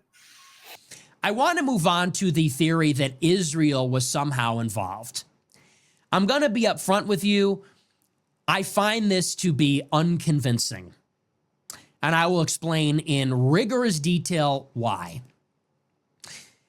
When we implicate Israel, or I should say, when Israel implicates itself in various conspiracies, there's usually a reason why. I believe fully that Israel was involved, and the organized Jewish community was involved in many of the great conspiracies of the past 200 years. And I could tell you in one sentence why for each of them. I don't look at a crisis or a tragedy and assume that Israel did it. Contrary to what people like Ben Shapiro say, that I trip on my shoelaces and blame the Jews, I don't rush to judgment and think that Israel is behind every crisis or every disaster or anything. I do believe that Israel was involved in JFK's assassination. Why? Because Lee Harvey Oswald had CIA handlers. James Angleton was running that team of handlers. Many of them were Jewish. And James Angleton is mourned in Israel. He managed the Israeli desk at the CIA. He traded U.S. nuclear secrets to Israel for intelligence on the Soviet Union. Jack Ruby, a Jewish mobster connected to Meyer Lansky that ran guns to Israel, killed Lee Harvey Oswald. Why do I think Israel was involved? That's why. How about the USS Liberty? Well, Israeli fighter jets blew up the ship to cover up their activities in the Six-Day War in 1967. Enough said. At 9/11, why do we believe Israel was involved? Because they were arrested on 9/11. Because a 911 call was placed, and according to FOIA requests, at least 4, but up to 6 Israeli intelligence operatives were arrested filming the towers collapsing in free fall, apparently with prior knowledge of the attack. And later in the day, Urban Moving Systems was apprehended by police with explosives in their van, and they were released without any incident. When we look at just a survey of the biggest conspiracies of the past 70 years, these are just 3. There's always a connection. We don't start with Israel did it, now here's how we can make it work. We start with the evidence. And we survey the evidence, and if we can find a motive, and if we can find a connection, then we can plausibly create a conjecture or postulate that Israel might be involved. What was Israel's motive in JFK? He was going to deprive them of their nuclear capability. What's the connection? James Angleton, Jack Ruby, enough said. USS Liberty, what was their motive? Conceal their maneuvering in the Six-Day War. What was the connection? Well, they blew up the ship. Enough said. They blew up the ship. Enough said. 9/11, what was the motive? Get America into Iraq, and then Syria, and then Iran, and everywhere. What was the connection? They were dancing. You had thousands of art students apprehended in federal government buildings. Went to war the next day. The war plans were on Bush's desk the day before. Enough said. But this is why I'm skeptical about Charlie Kirk. I said on Thursday that I didn't like Charlie Kirk. He was my opponent. A lot of people that have never seen my show before said, why was Charlie Kirk your opponent? Well, 6 years ago, I had my first interaction with Charlie Kirk in 2019. In the summer of 2019, I was banned from speaking at any Turning Point USA chapter or any Turning Point USA event. I didn't know why.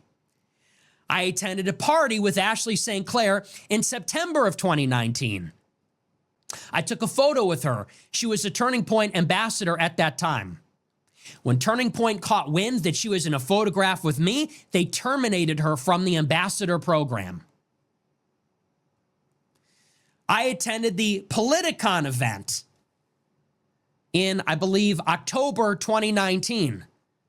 I was physically removed from the event by a dozen police officers at the behest of Charlie Kirk. I had no idea why.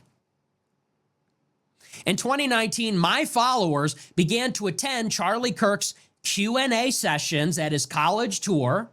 We were much younger back then. He was younger. I was younger. It was 6 years ago, almost to the day. And my followers would approach Charlie Kirk and ask questions like, Google dancing Israelis. Why did Israel blow up the USS Liberty? They would say, should it be America first or Israel first? And they would press Charlie Kirk, among other things, on why he supported Israel. Now, in 2019, there was a very different Charlie Kirk than there is in 2025. In 2019, Charlie Kirk visited Israel and said he loved the food, the people, he wore the hat, he kissed the wall. In 2019, he went to donor events and said that, you know, the people, the land in America, they really mean nothing. America's about the Constitution. And if you gave a desert island with a desert island population the Constitution, that would be America. He said, but Israel's different. Their land, their people is holy and sacred, and their nationalism must be respected. This is what mainstream conservatism was in 2019. And there were very few people pushing back against it. I was one of them. Michelle Malkin was another. The Groypers led the charge in the Groyper War. And the Groyper War, unlike these far left people or others, was a war of ideas. Our greatest aspiration, maybe my greatest professional aspiration for the past 6 years, was to debate Charlie Kirk, to confront him in a debate on this issue in particular. That was my grievance with Charlie Kirk.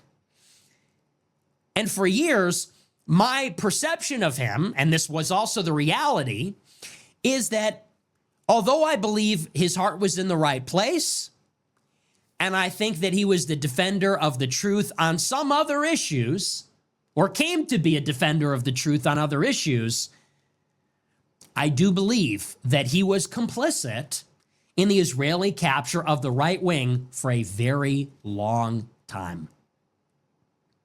And that is unfortunately just the truth. And as much as we can grieve and as much as we can mourn and we can say that obviously he did not deserve what happened to him, we cannot fall into the trap of creating a mythology that does not reflect reality. It is true that for year after year, Turning Point USA grew and grew with sponsorship from Israeli, pro-Israel, Jewish, Zionist donors. And they did this because Turning Point USA was an extremely pro-Israel organization. And anybody that has ever been in Turning Point USA will tell you that same thing. They give you a box of stickers and buttons and posters, and many of them say things like, socialism sucks, and enjoy capitalism. And many of them say, support Israel. Many of them say, I heart Israel. And as we all know, Turning Point USA was part of the conservative activist enterprise, which was funded to the tune of hundreds of millions of dollars by Jewish donors to indoctrinate young American conservatives with a pro-Israel ideology, alongside Prager University, alongside Daily Wire, alongside many other similar projects. That's the pretext under which it was founded with Foster Fries's money, and that's how it was right up until last week and to today.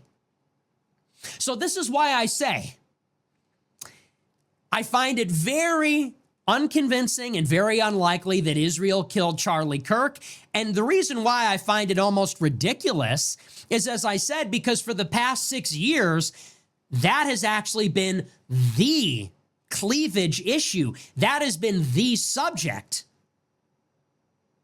that I have fought Charlie Kirk and Turning Point USA on for the better part of my career, for nearly a decade. That is why I was not permitted into his events. That is why he refused to debate me. That is why he characterized me as a bad faith troll, among other things. That was the reason for our initial conflict. And I don't want to relitigate all of it, but this has become the subject of careful scrutiny. There is a question now. Who killed this man? Was it his enemies on the left? Was it his enemies on the right? Was it his enemies closest to him, perhaps the Zionist donors? I don't say any of this for any reason. Obviously, dead men tell no tales. I do not say this to speak ill of the dead. I do not say this to get my 2 cents in. I say this for the record. This is the record of history. That was our ideological and professional conflict. That was our feud. And the tragedy on Wednesday, it doesn't change that history. That was the basis for it.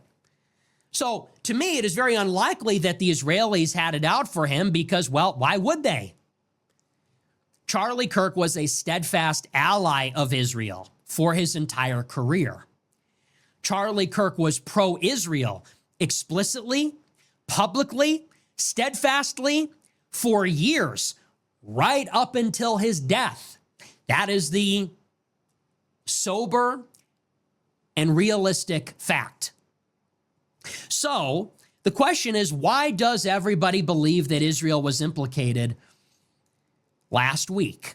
Well, there is a narrative that has been promulgated that Charlie Kirk was on the verge of a great conversion. The narrative is, in light of the record of history and where Charlie Kirk was in his journey, the argument goes that this year, recently, in response to recent developments like the turning of Candace Owens, the turning of Tucker Carlson, the genocide in Gaza, and the beating of the war drums in Iran, that Charlie Kirk was undergoing a change of heart, and that there was an interior and a private struggle, that Charlie Kirk was changing his mind, and as a result, he was chafing with his Jewish donors. There was a tension. He was created by Jewish donors. He was funded by Jewish donors. Jewish donors were his patrons. And so the story goes, like many of us, we are all in a different place in our journey, and some have awakened later than others. Charlie Kirk, like anybody, was discovering the truth. And he was having a faith awakening, maybe converting to Catholicism, recognizing the tension between religious Judaism and Christianity, or the brutality in Gaza with the tenets of the gospel.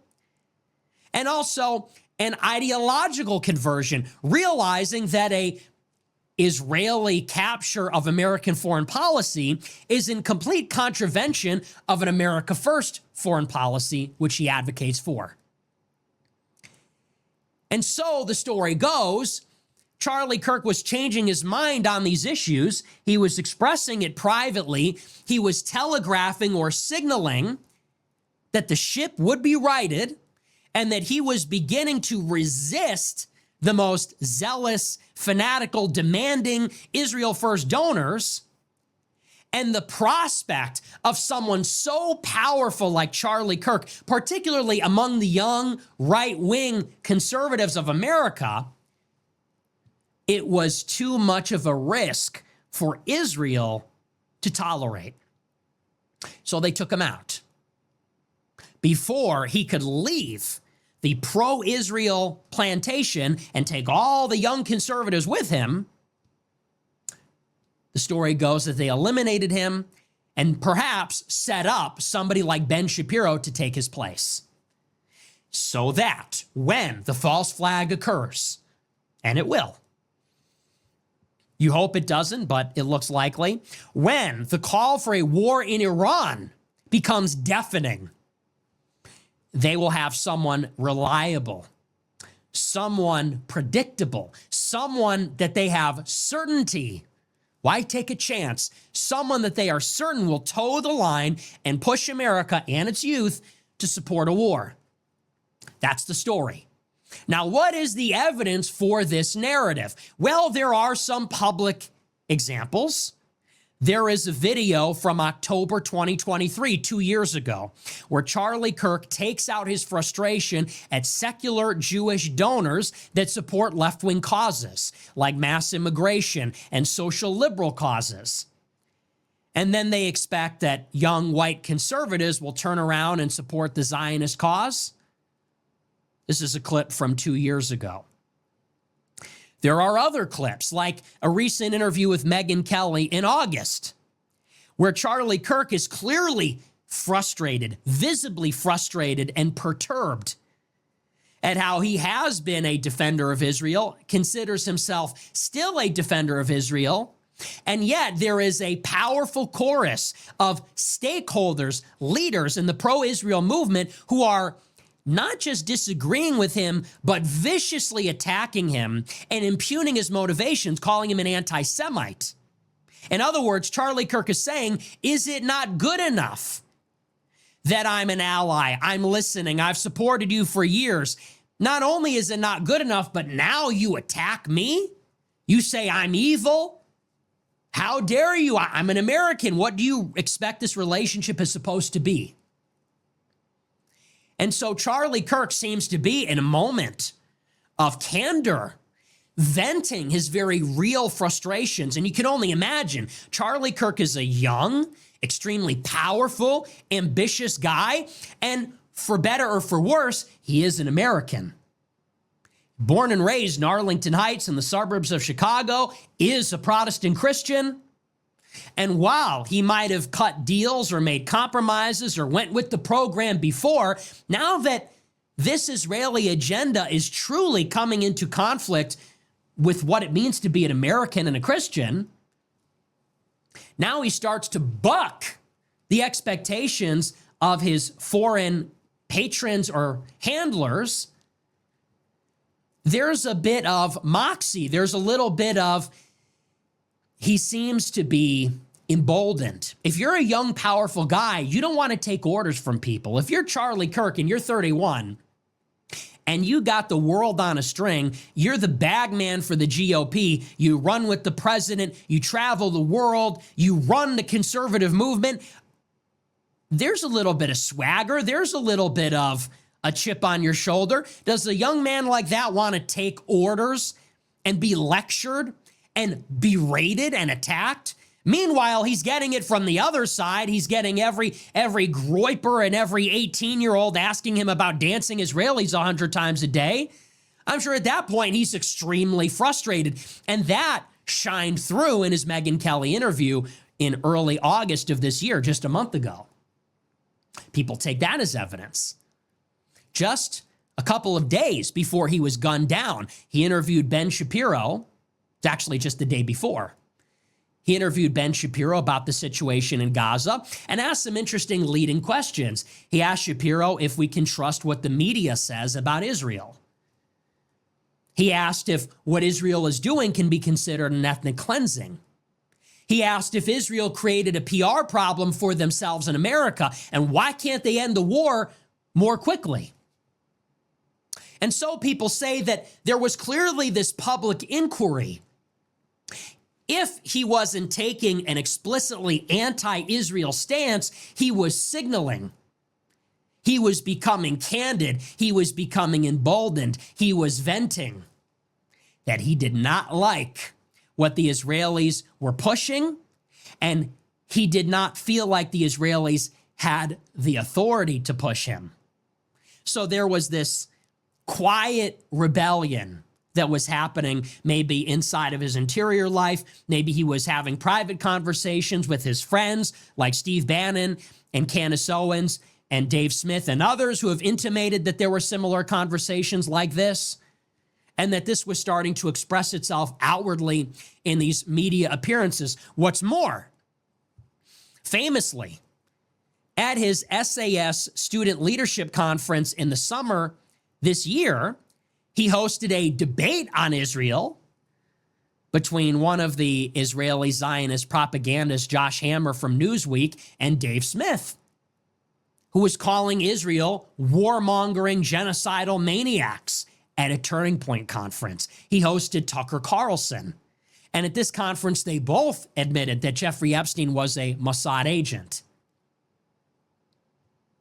That's the public evidence. There's also private evidence of a revelation. Privately, there is a piece by Max Blumenthal at the Gray Zone. This is the only source for it. Max Blumenthal, a Jewish leftist at the Gray Zone, has reported that private sources, anonymous sources, allegedly friends of Charlie Kirk, have come forward since his death. And they say that Charlie Kirk was becoming afraid. He did disagree with the Israel lobby on the Iran policy, on the Gaza policy. He wanted to go against the program, but he was afraid. The Israelis were not happy with him. They were offering him money. He turned it down. They invited him to Israel. He turned that down too. They talk about a meeting in August where Bill Ackman, a billionaire Jewish donor who is connected to Israel and Jeffrey Epstein, they say that Bill Ackman effectively gave him a ultimatum. This is how this is being characterized. I'm not claiming this, but Candace Owens and Max Blumenthal have characterized this meeting based on conversations they had with him and other attendees of the meeting, that in early August, Charlie Kirk met with Bill Ackman, a Jewish billionaire, and others like Seth Dillon of the Babylon Bee, Josh Hammer, and they staged what they characterize as an intervention where they berated Charlie Kirk for his resistance to the pro-Israel agenda. And they say that Charlie Kirk felt as though he might be blackmailed in the future, that they were going to play dirty. And so there is this narrative that Charlie Kirk, although we know him as in the pocket for Israel, he was clearly a willing and complicit client of the Israel lobby for his entire career. They say that, like all of us, based on recent developments, which are a true inflection point in America and Israel's relationship, that he, like everybody, was starting to get sick of the Israeli capture and Israeli influence over our government. Did not agree that we should go to war with Iran, did not agree that children should be genocided in Gaza, and was getting sick of defending it. He was signaling that in public. He was openly discussing it in private. And it seems that the Israelis were becoming increasingly frustrated and intimidating and menacing and threatening. And what started out as offers to buy him turned into potentially intimidation and threats. And they say evolved ultimately into a bullet. They eliminated him because they realized they couldn't control him. That is the narrative. And this is a story from the Gray Zone. I will read the important parts of it to you. This is what they characterize as the moment when Charlie Kirk was intimidated. It says, quote, "The Gray Zone has spoken to 5 people with intimate knowledge of Charlie Kirk's meeting with Bill Ackman, which was held in early August. According to one source, Kirk was left upset after the gathering turned into an intervention where he was hammered for his increasingly skeptical views on the U.S. relationship with Israel and for platforming prominent conservative critics of Israel at his Turning Point events. Since publishing the report, the Gray Zone has learned from one attendee of the Hamptons event that Ackman convened the influencers under the auspices of a discussion about Zohran Mamdani and the supposed threat that he posed to the West if elected mayor of New York. But the meeting went off the rails when Ackman personally confronted Kirk about his views on Israel. An unknown British woman joined in the argument and began screaming at Kirk, according to the attendee. When his host presented him with a detailed list of every offense he supposedly committed against Israel, Kirk was horrified, said one attendee. Ackman also allegedly demanded that Kirk rescind his invitation for Tucker Carlson to speak at the upcoming America Fest 2025 in December. The Gray Zone reported on September 12th, citing a longtime associate of Kirk, that Netanyahu had offered to organize a massive infusion of pro-Israel money into Turning Point, and that Kirk refused. Another longtime friend of Kirk has told the Gray Zone that the conservative activist also rejected an offer Netanyahu delivered 2 weeks before his death to meet with him in Jerusalem. Kirk, according to one person with inside knowledge of the meeting with Ackman, said he left feeling as though he'd been subjected to blackmail. In a series of text messages, Ackman described his account of the meeting with Kirk as totally false. He pledged to release a public statement providing his own account of the event, but refused to clarify any further details. He said, "I can easily put this to bed. I have receipts," but he did not abide when asked to provide the receipts to the reporters. So this is some of the substantiating evidence. They say, and these are really the 2 big things, they're 2 separate things. They say that Charlie Kirk was offered an infusion of $150 million by Israel. Okay? That would double Israel's budget, or Turning Point USA's budget. Turning Point USA has an annual budget of $140 million. Netanyahu offered Turning Point $150 million for one purpose and one purpose only: to shill for Israel harder.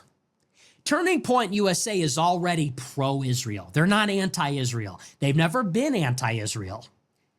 Charlie Kirk has, in the past, criticized Bibi Netanyahu. He has criticized secular left-wing Jewry in America. He has criticized a war with Iran, the famine in Gaza. He has never opposed Israel in itself. He has never explicitly opposed Israel. Israel offered him $150 million to be more pro-Israel than they already were, to be harder in their support for Israel, and in particular, to support regime change in Iran and to support their ethnic cleansing and genocide in Gaza. And Charlie Kirk refused the money. And I have independently confirmed that, by the way. I've heard that from 4 people. 4 people that I trust that are in the know. So this is coming from Candace Owens, a friend of Charlie Kirk. This is coming from Max Blumenthal, who purports to have a source. And I have heard from a handful of people independently of those sources that this offer was real and that Kirk turned down the money. After Charlie Kirk turned down the money, Netanyahu asked if he would come visit Jerusalem and give him the re-education tour. The Holocaust Museum, the burned babies, the beheaded babies, the one that Elon Musk took, the one that our Speaker of the House took. Anyone that's ever criticized Israel has been subjected to. He refused that as well. They offered to bribe him. They tried to re-educate him. He refused both offers. That's 1. 2, they say Bill Ackman, the Jewish pro-Israel billionaire, hosted this event at his house in the Hamptons where they staged an intervention. And he, along with other pro-Israel mouthpieces, pro-Israel traitors and shills, berated and screamed at him for not supporting Israel enough. And whatever they say about it, whatever other people say about it, Charlie Kirk's friends intimate that he felt scared. He felt as though he was being intimidated and blackmailed potentially. Well, he's dead now, so he can't tell us what really went down. All we know is what the people who berated him allegedly felt about it, but we don't know his perspective. Now, since this report has been published, Bill Ackman has responded on Twitter, and I'll read his response in full because we have to rigorously analyze all the facts. This is what he says. He said, quote, "I connected with Charlie when he DM'd me in late May of this year and expressed interest in meeting me. We were unable to find a time to meet, so we scheduled a Zoom on June 11th. So Charlie texted Bill Ackman first. They got on a Zoom in June. Charlie explained to me that young conservatives were getting tired of defending Israel, and this was very concerning. He suggested it might be useful to convene a group of young conservative influencers on a host of topics that could include Israel to get a better sense of how the community was thinking about Israel and other relevant issues. He suggested that recruiting a group of junior Charlie Kirks who could host open mic sessions on college campuses could be an effective way to encourage debate.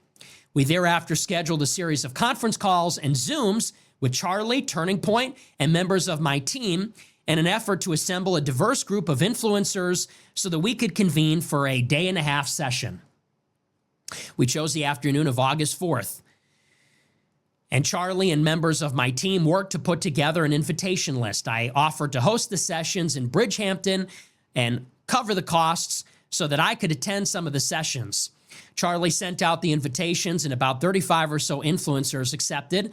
Charlie estimated that the influencers who attended collectively had more than 100 million followers. Charlie and Turning Point put together the agenda for the meeting. Charlie asked me to moderate the economic future discussion, which I did, and I thereafter hosted a Q&A session with the participants. The discussion of the convergence of East and West included a discussion of immigration value systems, the U.S. approach to foreign policy, and Israel. Well, I wanted to attend that panel. I had a board meeting that conflicted with that session. Those who attended that session said that the Israel discussion was similar to the others, with attendees expressing varying points of view as well as explaining the views of their followers. Some were critical of Israel and others were supportive. The sessions are punctuated by meals. I attended one group lunch and a dinner where I sat with Charlie and others. At the end of the event, I sat with Charlie and members of my team, and we discussed the events of the convening. Charlie believed he had identified a number of potential Turning Point ambassadors who could launch open mic events on campus, and that he would follow up with them. We agreed to keep in touch thereafter. We corresponded by text over the next few weeks on a range of topics, not including Israel, and the next thing I knew, he was gone. In short, this was not an intervention to blackmail Charlie Kirk. It was nothing of that sort. Candace replied and said, Candace Owens, she said, I was clear Charlie felt blackmailed by the offer to fund Turning Point, which he refused, not that you, Bill Ackman, blackmailed Charlie Kirk. She said people in attendance described it as an intervention. Josh Hammer and Seth Dillon were disappointed that Charlie was frustrated with Bibi Netanyahu and what would happen if he publicly criticized him. Nothing else in your response disputes that Charlie was pressed by you and others about his viewpoints on Israel and about Tucker or Bibi's phone call. As a follow-up, do you know anything about the alleged $150 million Bibi offered for an anti-Tucker campaign? Now, Candace's response, if you've been following this, let's just piece it together quickly. So Blumenthal and Candace are claiming that Bill Ackman corners Charlie Kirk in an intervention at his house in August for a struggle session. And people are screaming at Charlie Kirk, and Charlie Kirk there's this climate of fear. And what is intimated is that there is some menacing here. The message is you better get in line. It's hostile. It's over the top. There's an intervention. They're telling him you better ship up or shape out. You better support Israel or else. That is how this is characterized by Blumenthal and by Candace Owens. What Bill Ackman puts forth is that actually Charlie initiated contact with him. Charlie and he set up the event. Charlie and he arranged the venue and invited the influencers. Charlie had very little FaceTime with Ackman. And Ackman says that the Israel session was similar to all the others. Now, these are two completely different accounts. One, by Blumenthal and Candace, is filled with insinuations and is not telling the whole story. It's almost like a dreamlike characterization. You never know how you get in the middle of a dream. You just wake up and you're there. So they say Charlie happens to be at this event. Apparently it's an ambush. It was supposed to be one thing. It turns into an intervention. People are screaming. He's afraid. They're telling him, get in line or else. Well, Bill Ackman answered the charge. And he said, on the contrary, this was not a random event that Charlie happened to come to where we staged an ambush. Charlie reached out to Ackman. Charlie and Ackman set up the event. It was a Turning Point event. It was funded by Ackman, but Charlie made the guest list. The point was to groom influencers to be Turning Point representatives. Ackman didn't attend most of it. Apparently it was cordial. Some were pro-Israel, some were critical of Israel, and discussions of Israel was on the docket. It's not like they caught him off guard. That was part of the routine. When Candace replies to the correction, she effectively concedes all of that and says, well, some woman was screaming. She says that people were disappointed. She said, for example, that Seth Dillon and Josh Hammer were especially disappointed at Kirk's views. Well, wouldn't they be? They're extreme Zionists, but expressing disappointment is different than menacing. It was characterized in the Gray Zone piece and in Candace's show like they were bringing down, they were pointing a gun at him. Like they didn't say that, but the characterization is that this was an intervention. There was a culture of fear. There was an implicit threat. That's how they insinuated this went down. It was an ambush. In reality, it was not an ambush. If anything, Charlie knew what he was getting himself into. They said they were screaming and berating. Now Candace concedes, well, these Zionists who were invited by Charlie were disappointed. Well, I mean, wouldn't they be? She says, well, I never said you blackmailed him. I said he felt blackmailed about something else. Okay, well, seemed like you insinuated that, but that's subjective. She says, in any way, this is really about the phone call with Netanyahu and Kirk. Okay, so if you're only, think of this, you have two separate accounts. Candace and Max Blumenthal are characterizing this one way. Bill Ackman is laying out the facts with dates, and he says Charlie sent the first text. This is when he texted me. This is when we called. This is who set it up. This is where it took place. This is how many people came. This is who came. These were the discussion sections. This is how long we talked, et cetera, et cetera, et cetera. She didn't dispute any of that. She didn't dispute any of those details. So she's effectively conceding that, yes, Bill Ackman gave an accurate account. And that just sounds like a regular run-of-the-mill fundraiser. That sounds like a regular run-of-the-mill political get-together where tactical and ideological disagreements are discussed, but it's overall cordial, and it's not some big catastrophe or something. She didn't dispute any of those details other than to say, well, but wouldn't you say that Josh Hammer was disappointed? Okay, but Josh Hammer is like on the payroll of the Israelis. You might as well say that Netanyahu is disappointed that Charlie Kirk criticized Netanyahu. It comes with the territory. That's different than people screaming, people berating, and intervention. That's the only detail that she had any qualms with, and then very quickly pivots to what about the phone call? Now, so I have a big problem with that because that's dishonest.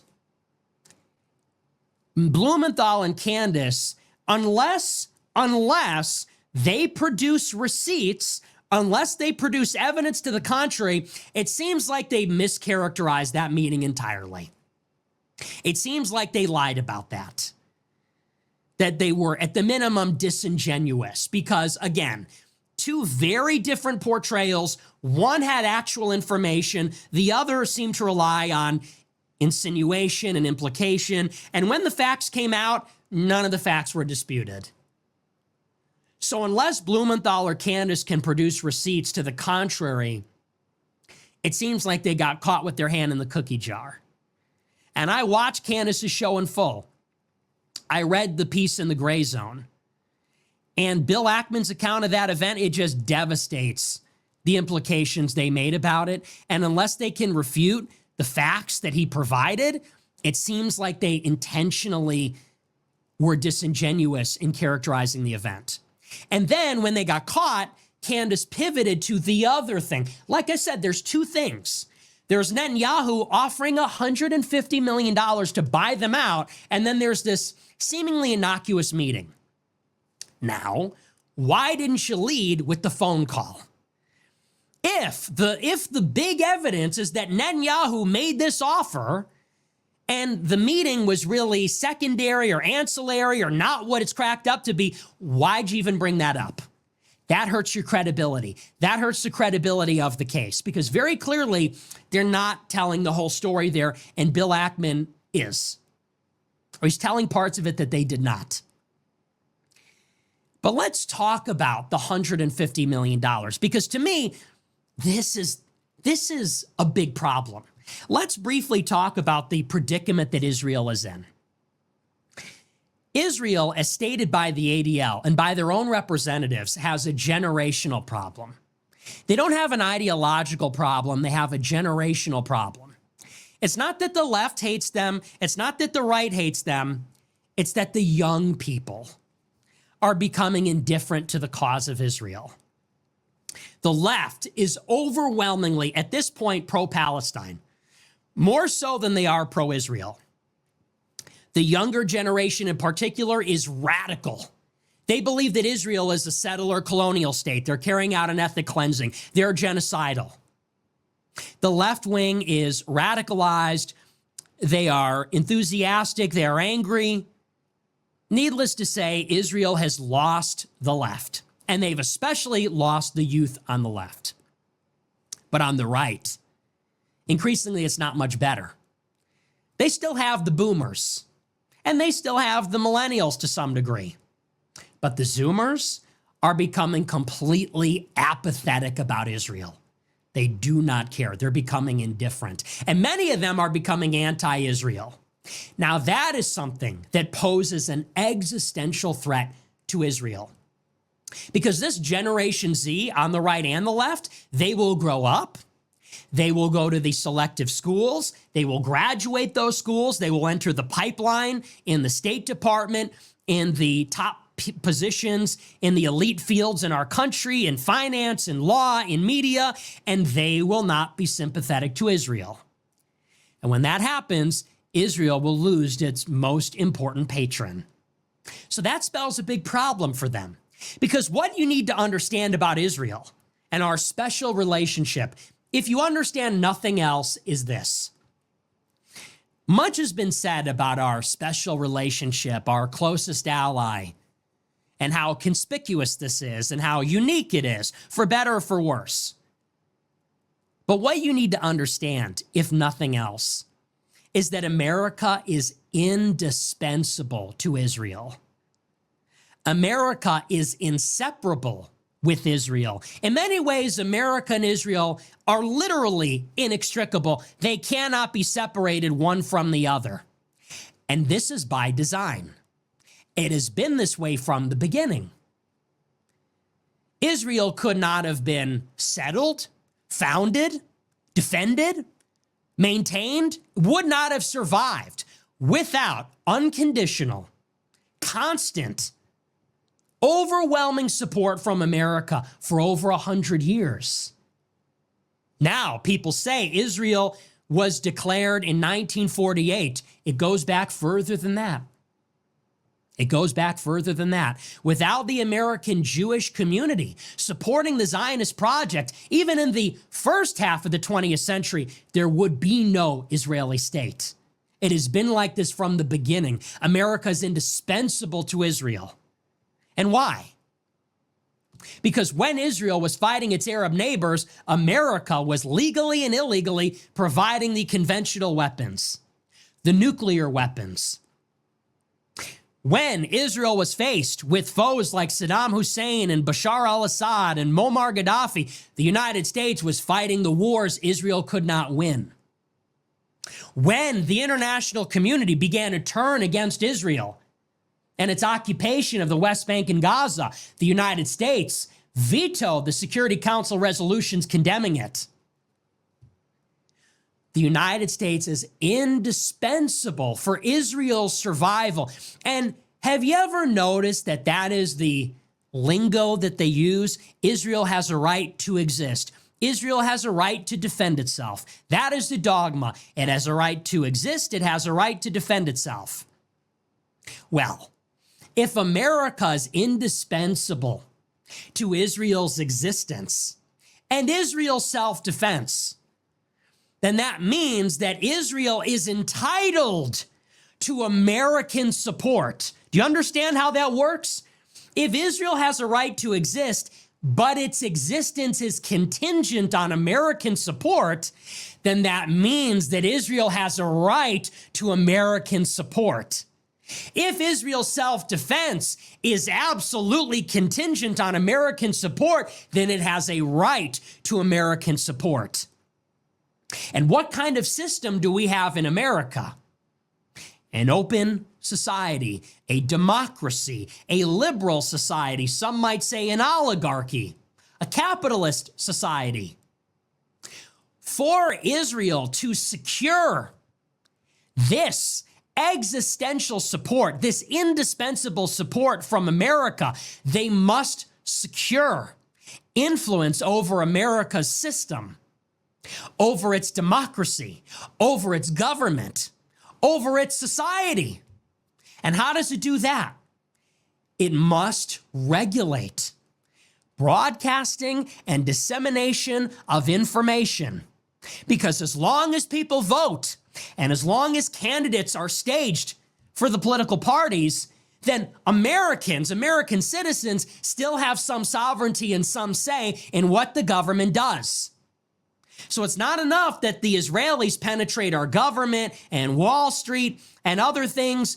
They must penetrate the media and regulate the medium. That's where media comes from.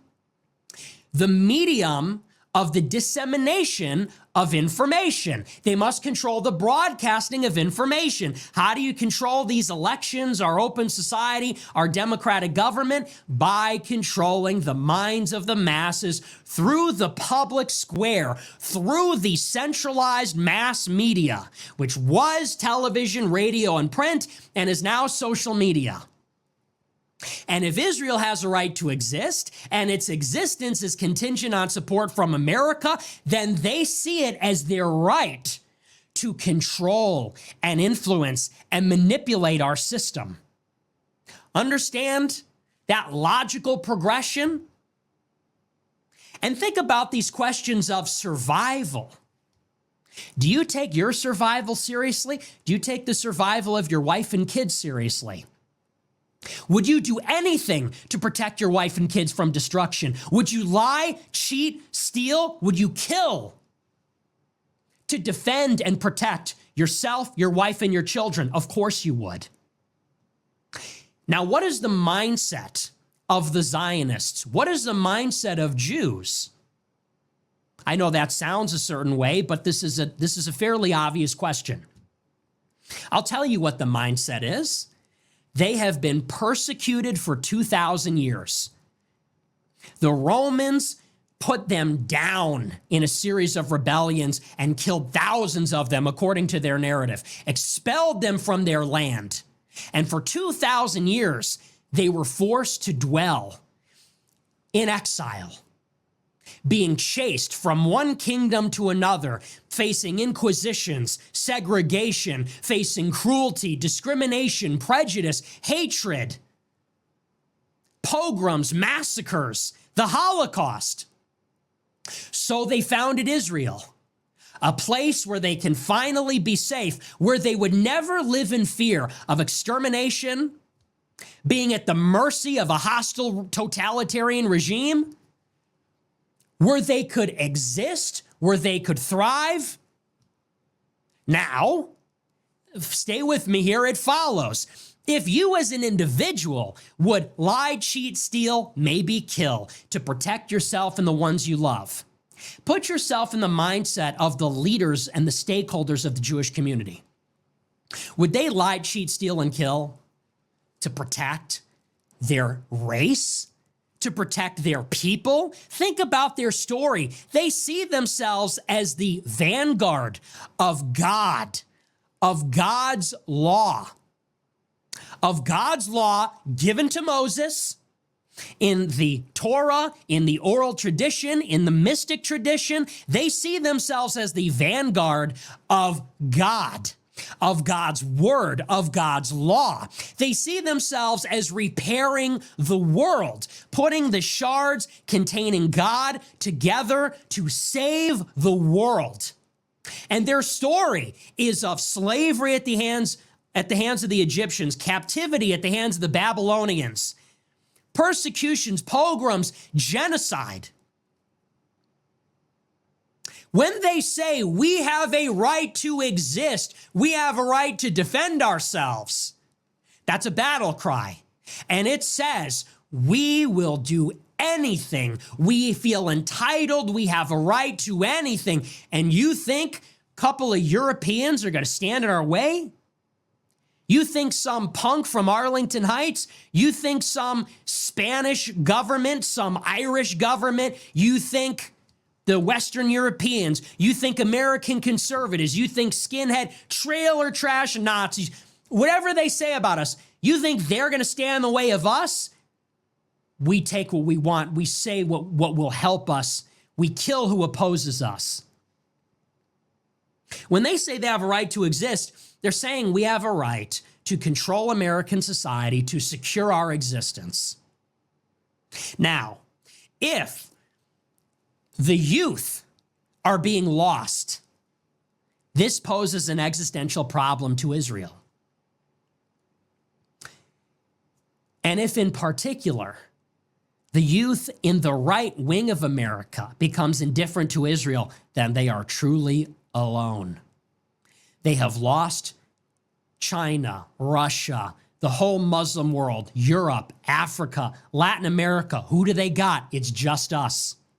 And what is America's support conditioned upon?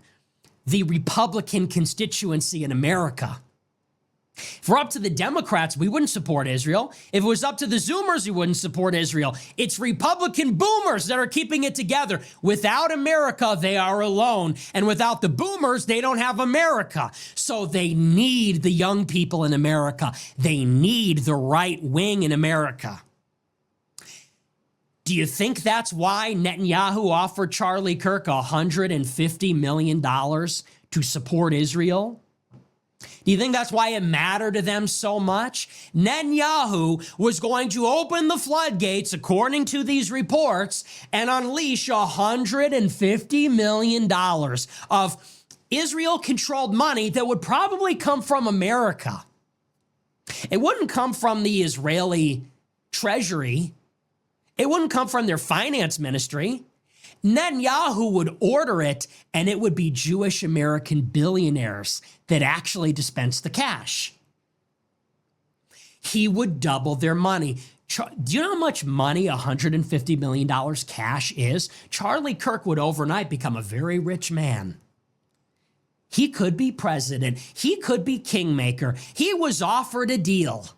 All you got to do is work for Israel, work for the genocidal state that is subverting our sovereignty and our country. And why was it of such great importance to Israel? Because they knew that if they had Charlie Kirk, they would have the young right-wing men. Because Charlie Kirk, he's not just a live streamer. On the contrary, he's not just a debater. Charlie Kirk has a personal relationship with Trump. Charlie Kirk is the bag man for the GOP. And Charlie Kirk runs the largest youth organization for the conservatives in America. So he's a very powerful man. He's a very important piece on the board. If you got Charlie, you got the young, you got the money, and you got Trump's ear. Maybe you're a kingmaker. Excuse me. Maybe you're a kingmaker in 2028. That's why it was worth $150 million to Netanyahu. So they offered to give him all this money. He declined because he knew the money came with strings attached. That was a double or nothing. Look, the Zionists gave him all this money thus far. He's having doubts. Well, we will sweep aside those doubts by dropping literally a pallet of cash. Double or nothing. Will you work for us? Yes or no? He said no. They said, come to Israel, meet with me. Charlie Kirk said no. Now he's dead. Now, what about Bill Ackman? What about Bill Ackman and his fundraiser in August? Who the fuck is Bill Ackman? Bill Ackman is a Wall Street Jewish billionaire. Do you know that he is friends with Larry Fink, the head of BlackRock, the largest asset manager in the world, managing $10 trillion in assets? Do you know that Larry Fink is going to run the World Economic Forum in the stead of Klaus Schwab, who's retiring after a Me Too scandal? Do you know that Bill Ackman got the president of Harvard University fired because there was an anti-Israel protest on the Harvard campus? Do you know that Bill Ackman's wife is Israeli? She was born in Israel. And not only that, but she received money from none other than Jeffrey Epstein. And after October 7th, Bill Ackman shifted to the right. He put $1 million behind Trump and became very active in Republican politics, even though he's a lifelong Democrat. Bill Ackman hosted the the convention on August 4th or 5th of Turning Point influencers. Here's the smoking gun that really brings it all home. Because, and I'm going to be really honest with you, when people said that Israel was behind Charlie Kirk's assassination, I said, don't be ridiculous. Charlie Kirk, and rest in peace, God bless his soul. Charlie Kirk, we all know, was supported by pro-Israel Jewish patrons. Until the day that he died, he never recanted his support for Israel. Publicly and openly, he defended the administration's cover-up of the Epstein files. He defended the administration's bombing of Iran. In the same interview with Megyn Kelly, he said, "You're never going to lose me. I will always support Israel." Be that as it may, after Netanyahu offered to give him all this money, and he refused, Bill Ackman hosted an event at his home where Israeli mouthpieces like Seth Dillon, a Jew, and Josh Hammer, a Jew Israeli mouthpiece working for Ben Shapiro in a previous job listing. Charlie Kirk refused to listen. He was offered a trip to Israel. He refused. When the FBI could not locate the alleged gunman on Wednesday, do you know who stepped up and offered a $1 million reward for information leading to the arrest of Charlie Kirk's assassin? Bill Ackman. And just who do you think that $1 million will be paid out to? It looks like it will be paid out to the alleged killer's father. Tyler Robinson was allegedly turned into law enforcement by his father. His Mormon father, the Mormon father who turned in his gay son dating a tranny who killed Charlie Kirk, is going to get a $1 million payout from Bill Ackman, the man who, according to friends of Charlie Kirk, menaced him for not taking Netanyahu's money and supporting Israel's war in Iran. Do you think Bill Ackman is just generous? He's a vigilante? Put another way, the Jewish billionaire that allegedly threatened Charlie Kirk, the Jewish billionaire married to an Israeli who took money from Jeffrey Epstein, who is, by all credible observations, working on behalf of Israel in some context, the guy that apparently menaced Charlie Kirk is the same guy who will pay a man $1 million for turning in his gay son, implicating him in the murder of Charlie Kirk. Anybody find that a little bit suspicious? This is a tweet, a real tweet that Bill Ackman put out last week. He said, quote, "A number of people have reached out and or posted expressing concern that Tyler Robinson's father may collect a $1.2 million reward for turning in his son," which inspires a few thoughts. First, in order for rewards to be effective in finding criminals, the rewards need to be paid even if the recipient is a crook or worse. That said, in this case, if the father is found to have been involved or otherwise acted negligently in contributing to Charlie's death, civil litigation or criminal prosecution will reverse unjust compensation.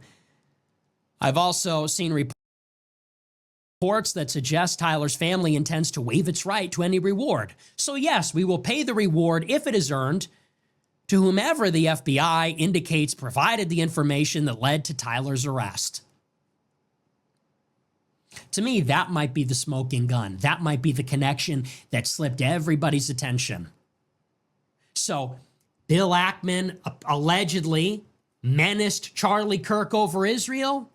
Now Bill Ackman is paying $1 million to a Mormon man, turning in his gay son dating a tranny, implicating him in the killing of Charlie Kirk. I see a bit of a conflict of interest there. Now, with that being said, I'm not running with that. I'm not stating that as fact. I'm saying that requires careful scrutiny. It's not, at the minimum, there is the appearance of impropriety. That's not a good look. And that needs to be investigated. And I credit that observation to Arthur Bloom, who's being investigated in Virginia for calling somebody an Israeli spy. Go figure. He put me onto this. I'm not going to pretend I came up with it myself. But at the minimum, that needs to be investigated. And I'd be very interested if the father receives that payout. If he doesn't, then maybe there's nothing there. But I find that to be very conspicuous. Now, we're running out of time. I don't know if I'll be able to get to the Groyper angle. Maybe I'll talk about that tomorrow. I didn't anticipate spending 2 hours on all of this. We haven't even gotten into the super chats here yet. But that is the official story. That is the Israeli conspiracy. And as I said, I will leave it to you to draw your own conclusions. I continue to be convinced that it is probably more likely from where we're sitting now that Charlie was killed by some leftist. But we don't know that. We do not know that. And all these inconsistencies and discrepancies, these things need to be explained to us. And whether Israel was behind the killing or not, we have to get to the bottom of this alleged payment. And I would implore Candace Owens, release all the receipts. You have to release all the receipts immediately. Don't play games. Do not play games. If you have receipts, you need to release them fast. And the reason you need to release them is because they have time to put together their alibi. They have time to put together their story. Do not drag it out for the sake of your show. You know, I watched her show today and I was honestly disappointed. She promised receipts. We have seen no receipts from Max Blumenthal or Candace Owens. We've seen a lot of hearsay, unnamed sources, anonymous friends of Charlie Kirk.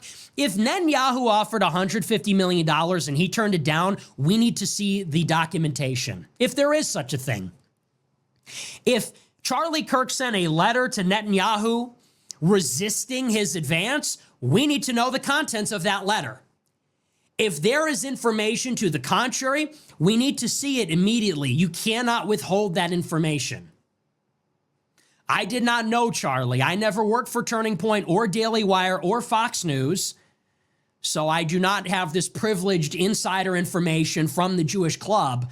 But if anybody has that information, it must be released. If you have receipts, you can't play games and say, we've got the documentation. You better release it or else. No, doesn't work that way. You need to put the information out. Otherwise, it's irresponsible. And we need to get to the bottom of this. And by the way, we all need to demand that our Trump government, they have to get to the bottom of this. If it was Israel, if it was leftists, we need to know what threat we face. If Charlie Kirk is being gunned down for not taking money from a foreign state to support their war, that's a problem. If Charlie Kirk got gunned down by a terrorist cell of insane left-wing trannies, we need to know that too. And what we're getting from the government is not good enough. Trump is playing golf. Kash Patel is at dinner. They don't seem to know what they're doing. Trump is posting on Truth Social about football. Allegedly, one of his close friends, one of his important allies, is laying dead. And we don't know the killer, and we have no idea what's going on. There could be reprisals. There could be copycats. Where's the leadership? Where's the press conferences? And by the way, I am sick and tired of seeing the worst governor in America, Governor Cox from Utah, this pro-trans, left-wing, anti-Trump scumbag, constantly jumping in front of the cameras and giving campaign speeches. I have had enough of him. This country did not elect that dirtbag. This country elected Trump to appoint a DOJ and an FBI director that would get to the bottom of things like this. And where are they? See you in Valhalla? you. Posting about the NFL rules? Fuck you. Where's our vengeance? If we can't get justice from the government, you're going to get vengeance from the people, and it's going to be ugly. And I don't want to see that. I'm not encouraging that. That's not a threat. That is an observation. If you deprive the people of justice, if the enemies of society are not deterred by the government, there will be more bloodshed. And we're just not getting it. Where is the leadership? Where's the messaging? Where's the information? Where is the whole of government effort to get to the bottom of this, keep the American public apprised, to deter future attacks, and to ensure that this will not happen again? Where is it? And shame on all of the Trump shills for not calling this out. They will praise anything. The Cracker Barrel logo, the Department of War, the Gulf of America. And honestly, I was, and I'm not just trying to politicize this, but I was genuinely disturbed by Trump's reaction to Charlie Kirk's death. Isn't this your friend? They asked him about it the day after, and he said, yeah, anyway, so we're building the new East Wing. Are you serious? You got shot. This is your 31-year-old friend who supported you for years. You know him by name. Your son is friends with him. It doesn't seem like he could be bothered. He didn't go to the memorial. He's golfing. He's dancing at a sports outing. He said he got the news about Charlie Kirk. Oh, and I was in the middle of building the beautiful new ballroom. Really, man? What a disaster. So it's not actually my job or Candace Owens' job or Max Blumenthal or it's not our job to get to the bottom of arguably the worst political assassination in America in the century. It's the job of our elected leaders, our appointed leaders, the head of the FBI and DOJ. I'm sorry, wasn't Kash Patel supposed to be on the money, no pun intended? Wasn't he supposed to be the MAGA FBI director that would clean house? Wasn't it supposed to be different? What is going on? Enough is enough already. It is ridiculous. And they're wheeling out this douchebag in front of us, giving campaign speeches about unity. You know, Governor Cox, go fuck yourself. I don't want to see you anymore. I want to see the president. I want to see the FBI director. I want to see the attorney general. I want to hear a plan. I want to hear a message. I want to know that the enemies of society are going to be investigated and brought to justice, whoever they are. And not the least bit for politics. You'd think at the minimum, because this is a friend of the president, but I guess even that means nothing. So, as it stands, we don't know. And regardless of whether Israel is implicated or not, at the minimum, this shines a spotlight on how this society works. And whether they kill them or not, it's scary that we don't even know, isn't it? We all know they're capable. We all know they're willing. We all see the motive. And the motive is a ground war in Iran and an ethnic cleansing of Gaza. It's deadly serious. And the last thing I'll say is this. For all these people that say, I don't care about the Middle East. Who cares about Gaza? Who cares about Israel? Is that the only thing you can talk about? What about immigration? What about everything else? I care about America. And I'm going to say this respectfully to people like Matt Walsh, who extended an olive branch, it seems. I'm going to say this respectfully because I've heard Matt Walsh and Michael Knowles and their ilk. I've heard them say this, and I'm going to assume that maybe they don't know better, and I'll be respectful how I say this. You may not take an interest in Israel, but Israel takes an interest in you. Israel takes an interest in you and every American. As long as we have a voice in America, as long as we have a vote in America, as long as we Americans have a say over our lives and our society and our government and what it does with its money and its military, and as long as that is indispensable to helping this country evade accountability for its actions, they will take an interest in you and your family and what you have to say and how you vote and even what you think. So you may not care that much about Israel, and you may think that's one issue among others, and that doesn't matter, and we need to just get off that subject and talk about domestic issues, but they don't see it that way. They take an interest in you, and you must realize our country is besieged on all sides by foreign intelligence and manipulation. And in some ways, that's the only issue there is.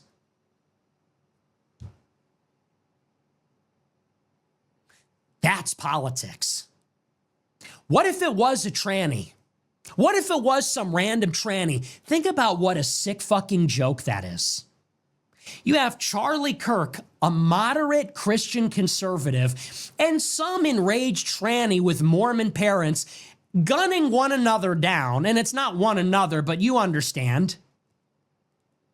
Meanwhile, the Senate voted not to release the Epstein files. Meanwhile, Congress gave another $650 million to Israel. Meanwhile, Israel bombed Qatar and is gearing up. The tanks are rolling through Gaza City, and they're getting ready for a war with Iran. So congratulations, you fucking idiot leftists.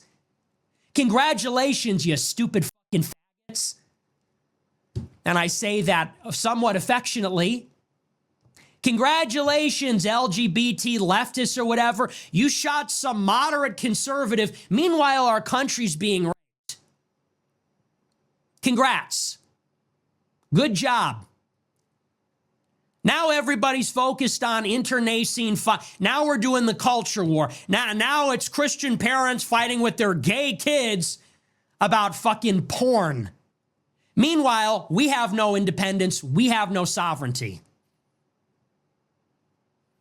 So, and here's the funny part. If there is, it's funny in a sick way. Here's the ironic part. Over the past few months, I have been making a concerted effort to unify liberals and conservatives. I really have. I tried. I really made a concerted effort to speak in a language that liberals might understand. I tried to demonstrate my objectivity. I tried to bring liberals into the fold. I tried to appeal to their animosity, their legitimate criticisms of Trump, their legitimate animosity towards Israel. I leaned out of the culture war intentionally. When a tranny shot up the school in Minneapolis, because it was the truth, but also out of sensitivity, I said, let's not blame the left or trannies. Let's look at this as nihilism, because I genuinely feel that's what it is.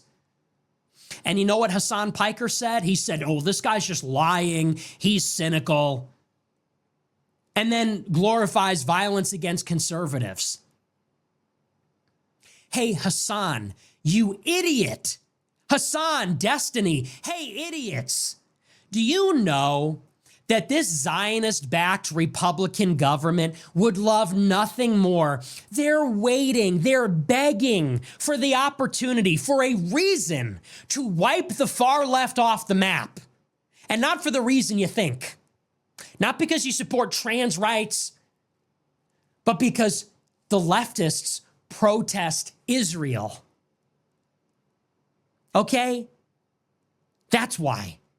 Alex Karp is making products for Israel to murder people in Gaza. They're waiting, begging for an excuse to whip up the far right into a frenzy and to create a mandate to bring the government down on the far left. And you just gave them what they wanted. And instead, like your uncle, Cenk, of recognizing that, you play right into their hands.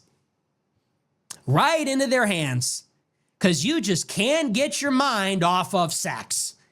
Because for the far left, those are the only issues that exist. Trans rights and gay marriage. Forget about, immigration, forget about healthcare, forget about what's happening in Ukraine and Israel. So nice going. Nice job. And it may be a leftist, and, the left is, they have their problems also. But it's just a little bit of perspective there. It's not to say the left doesn't exist. It's not to say they don't have nut jobs that want to kill us. Obviously, they do. But you must recognize that we, and by we, do not mistake what I mean. We as American patriots, we as God-fearing Christians, people that actually love the living person, Jesus Christ on the cross, we are fighting a multi-front war against a sophisticated adversary. Do not for one second think it's all or nothing, right versus left, or Christians versus Jews, or America first versus Israel first. This is a multifaceted war.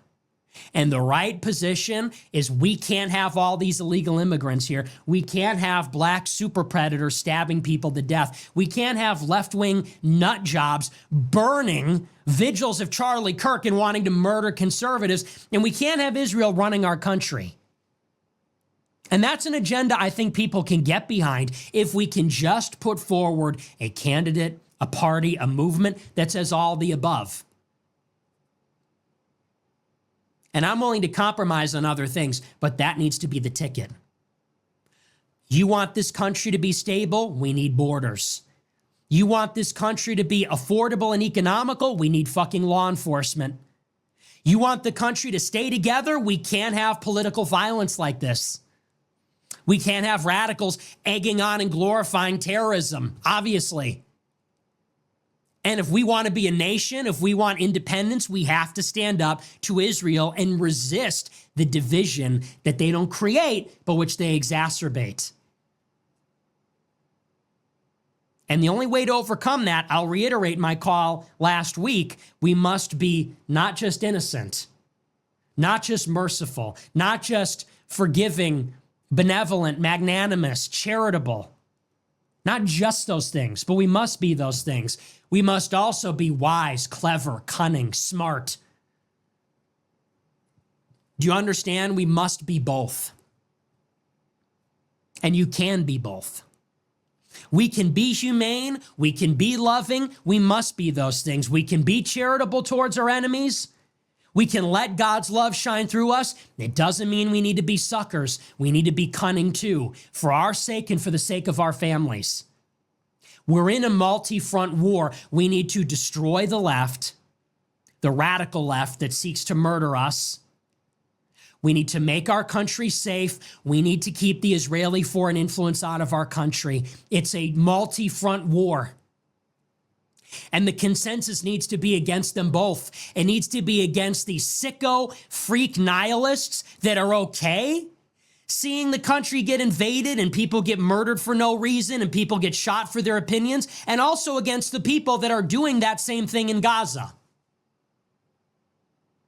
We need something like a Christian right wing and liberal fusion against the they want to rally conservatives against the woke left and the Muslims. I want to rally liberals and conservatives against the radical far left and against the Zionists that want to influence America. That's the ticket. And it's not going to be this Cracker Barrel, nicky-knack, conservative culture war slop. And it's also not going to be this third worldism either. Anyway, so that's that. But I do want to move on. We're going to take a look at our super chats. We'll see what you guys have to say, but this is why I'm demanding accountability. This Trump government needs to give us the answers. Until then, we must be very vigilant. And, Sam Hyde said this today, and he said this in his video. I think Sam Hyde's video was remarkable. It's the last thing I'll say. He said, we really must be cautious. And I'll reiterate that. We must be cautious and tread carefully, lest we be used. by the devil, by sophisticated adversaries that might be beyond our comprehension. Let us be prudent. Let us pray for prudence and temperance and caution, and to guard our path, to guide our path, watch our step, so that we, forget about one thing or another. We do not want to be unwitting instruments of the people that seek to oppress us. I'm always more worried about that. Anyway, but that's that. We're going to move on. We'll take a look at our super chats tonight, and we'll see what you have to say.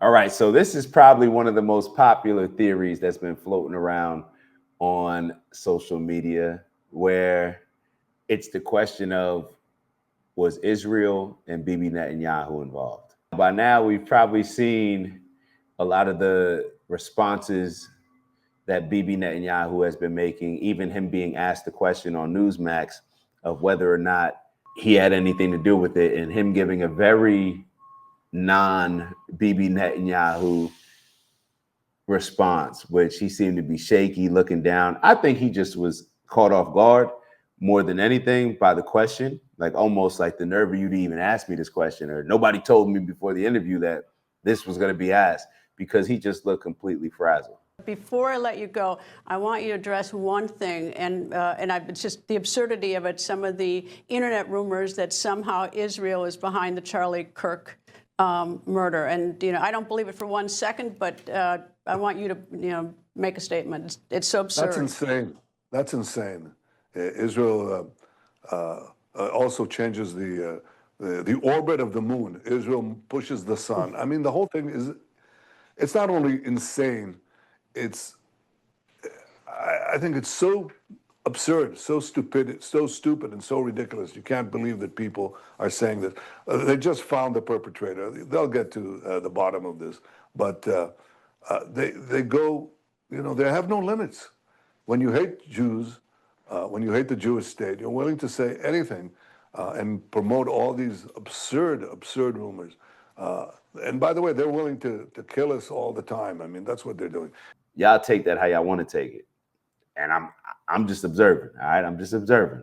Now, Nick said that he does believe that Israel was involved in previous situations such as JFK Jr.'s death, but that he did not believe, and I believe he said that he found it pretty ridiculous that Israel would be involved in this situation.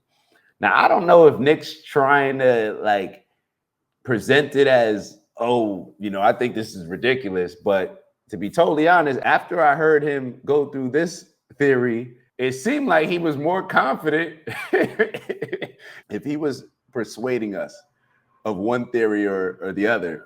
It seems to me that this would be the theory that would be the one that he's trying to persuade us to lean into, even though he started off by saying that the other scenario was the stronger scenario possibility in his mind. So I don't know.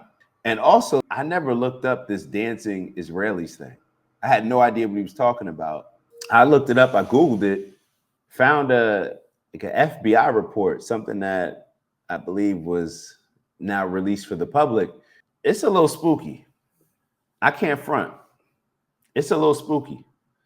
So I don't know if y'all want to pause the video and go check that out, but definitely check that out. So it seems like Nick is presenting this scenario in a way that I'm not really seeing the entire picture, or I'm not drawing the connection.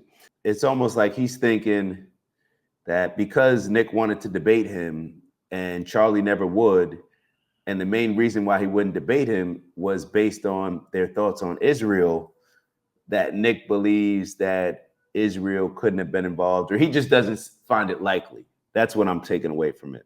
But Nick seems to be leaving out the fact that, and maybe he just may not be aware of it, that Charlie questioned certain things that a super pro-Israeli or super pro-Netanyahu guy would not be questioning. He said certain things right after October 7th on Patrick Bet-David's podcast, where he was questioning whether Israel knew. He found it strange. He was one of the first people coming out saying, like, look, I've been to Israel. There's no way that this type of situation could have happened without their military knowing. They have military everywhere. How did this situation happen? And he didn't seem to be questioning it. It seemed to be more statements, strong statements, things that he wanted to get out very clear and directly. So I've been to Israel many times. The whole country's a fortress. When I first heard this story, I still have the same gut instinct that I did initially. I find this very hard to believe. I've been to that Gaza border. You cannot go 10 feet without running into a 19-year-old with an AR-15 or an automatic machine gun that is an IDF soldier, right? The whole country is surveilled. And so let me just kind of go through this. We don't talk about Israeli politics very often, and most Americans don't know this. The last 9 months, Israel was on the brink of civil war. It's not an exaggeration. This judicial stuff, there were hundreds of thousands of Israelis taking to the streets because Bibi Netanyahu is basically redefining the Israeli constitution. That's not an exaggeration, right? He said the judicial branch has too much power. There were protests planned this week against Netanyahu, where they anticipated tens of thousands of people to take to the streets. That's all gone, Patrick. Netanyahu now has an emergency government and a mandate to lead. I'm not willing to go so far that saying that Netanyahu knew or there was intelligence here, but I think some questions need to be asked. Was there a stand down order? Was there a stand down order? 6 hours? I don't believe it. Israel's the size of New Jersey. When I took a helicopter ride from Jerusalem to the Gaza border, it's 45 minutes. Wow. 6 hours. They're live streaming the killing of Jews. Did somebody in the government say stand down? That is a legitimate non-conspiracy question.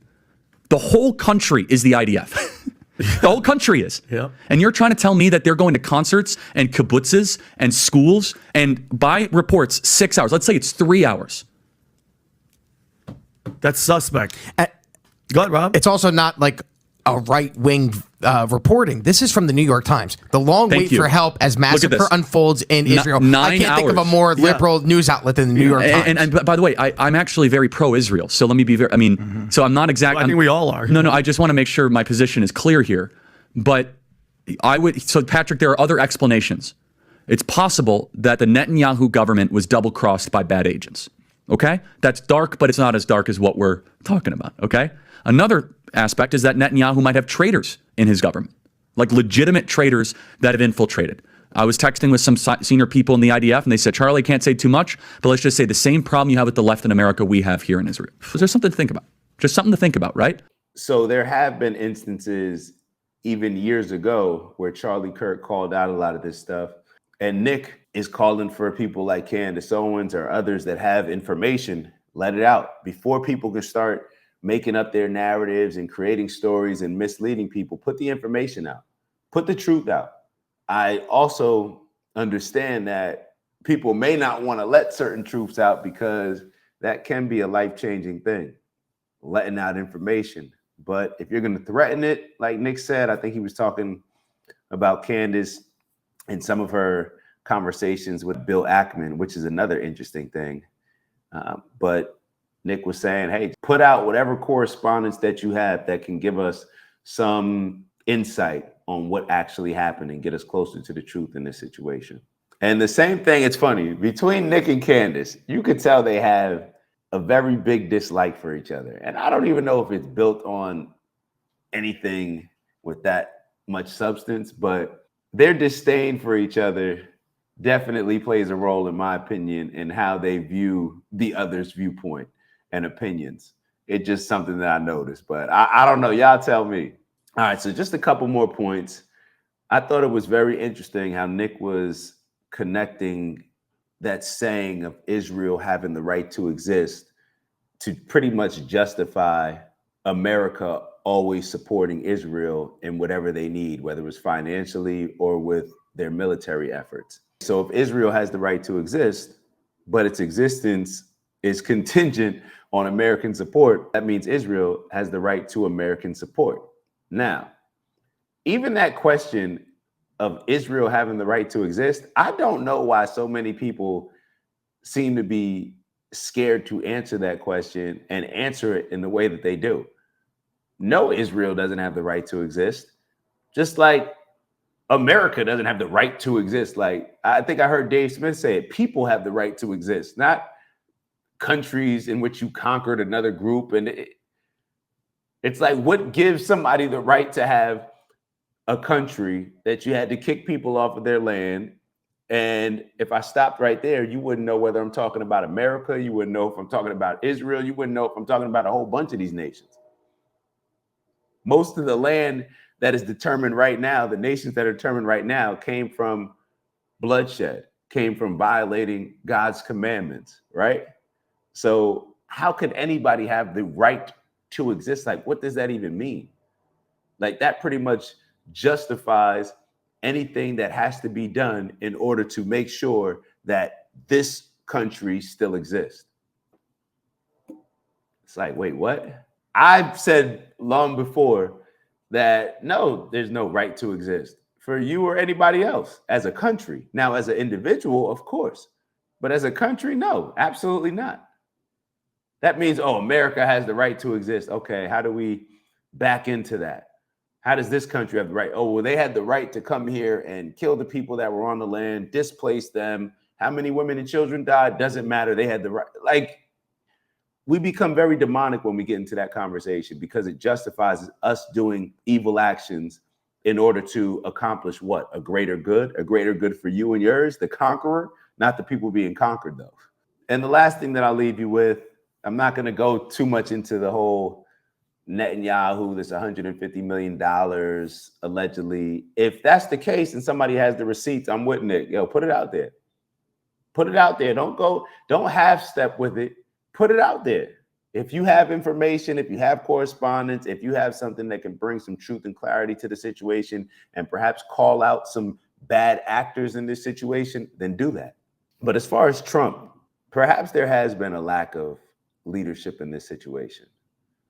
Perhaps there has been. And Nick pointed out the video where Trump is asked about Charlie Kirk's passing, and he just seems to disregard it. My condolences to you, sir. My condolences on the loss of your friend Charlie Kirk. May I ask, sir, personally, how are you holding up over the last day and a half, sir? I think very good. And by the way, right there, you see all the trucks. They've just started construction of the new ballroom for the White House, which is something they've been trying to get, as you know, for about 150 years. And it's going to be a beauty. It'll be an absolutely magnificent structure. And I just see all the trucks. We just started, so it'll get done very nicely, and it'll be one of the best anywhere in the world, actually. Thank you very much. Your message to young people. All right, I can't front. That's pretty wild. That was my first time seeing it. That's pretty wild. But once again, people react in strange ways to death. And to be totally honest, if anybody's going to act like that, how Trump responded in a way where it's like, well, look at these other successful things that we have going on. Look, it's going to be Trump. Like, that's kind of his norm. So that's more Trump acting normal, take it however you want to take it, than perhaps if somebody else. Like, if somebody else did that, I would think like, yo, are they deflecting? Is this an issue? With Trump, it's like, oh, he's being insensitive. I wouldn't have just gone from my condolences, sir. How are you feeling after, Charlie Kirk's passing, one of your close friends, to, well, look at this over here. I wouldn't have gone to that, but it's Trump. Not to justify it, and this hopefully doesn't come across as justifying it. It's Trump. He cares about Trump. He cares about his brand. He cares about how people perceive him, all these different things. So to me, that wasn't as strange as it perhaps could have been if it was somebody else. Now, perhaps it's an indictment on his character. I'm not defending that at all, because that is not how I would respond. Hopefully we find out more and more information about this, and more than that, or I don't know if it's more than that, but hopefully we can wake up and realize that there's a need for us to come together, stop being divided, stop allowing ourselves to be conquered like this. It's not a win for anybody. We the people, I should say. It's a win for, and it's not even a win for these elites that are playing chess with us, because they're committing evil work, and that evil, that energy, you put out a certain energy and it typically comes back. So it's not a good look for anybody. Let's just figure out a way to set the standard on how we're going to communicate, build, and interact with one another as far as overall humanity. Because if we don't set that as the standard, it doesn't seem like a lot of other people will. So let's be the change that we want to see. I know that's a reoccurring theme that we always talk about. All we got to do is be the change that we want to see in the world. And we can make a significant impact. So I'll leave y'all with that. As always, appreciate y'all tapping in. Please give us a like, subscribe to the channel if you like the show, and leave a comment. Definitely appreciate all the love, and I'll see you on the next video. It's the black guy in the corner, but they'd rather see a on the corner. They say I'm stealing Nick's clips like I'm stealing Nick's chick, not knowing that I hit him first week for the lick. I said, Nick, I could post here while you post there. Let's run the ads up, then let's meet up over there.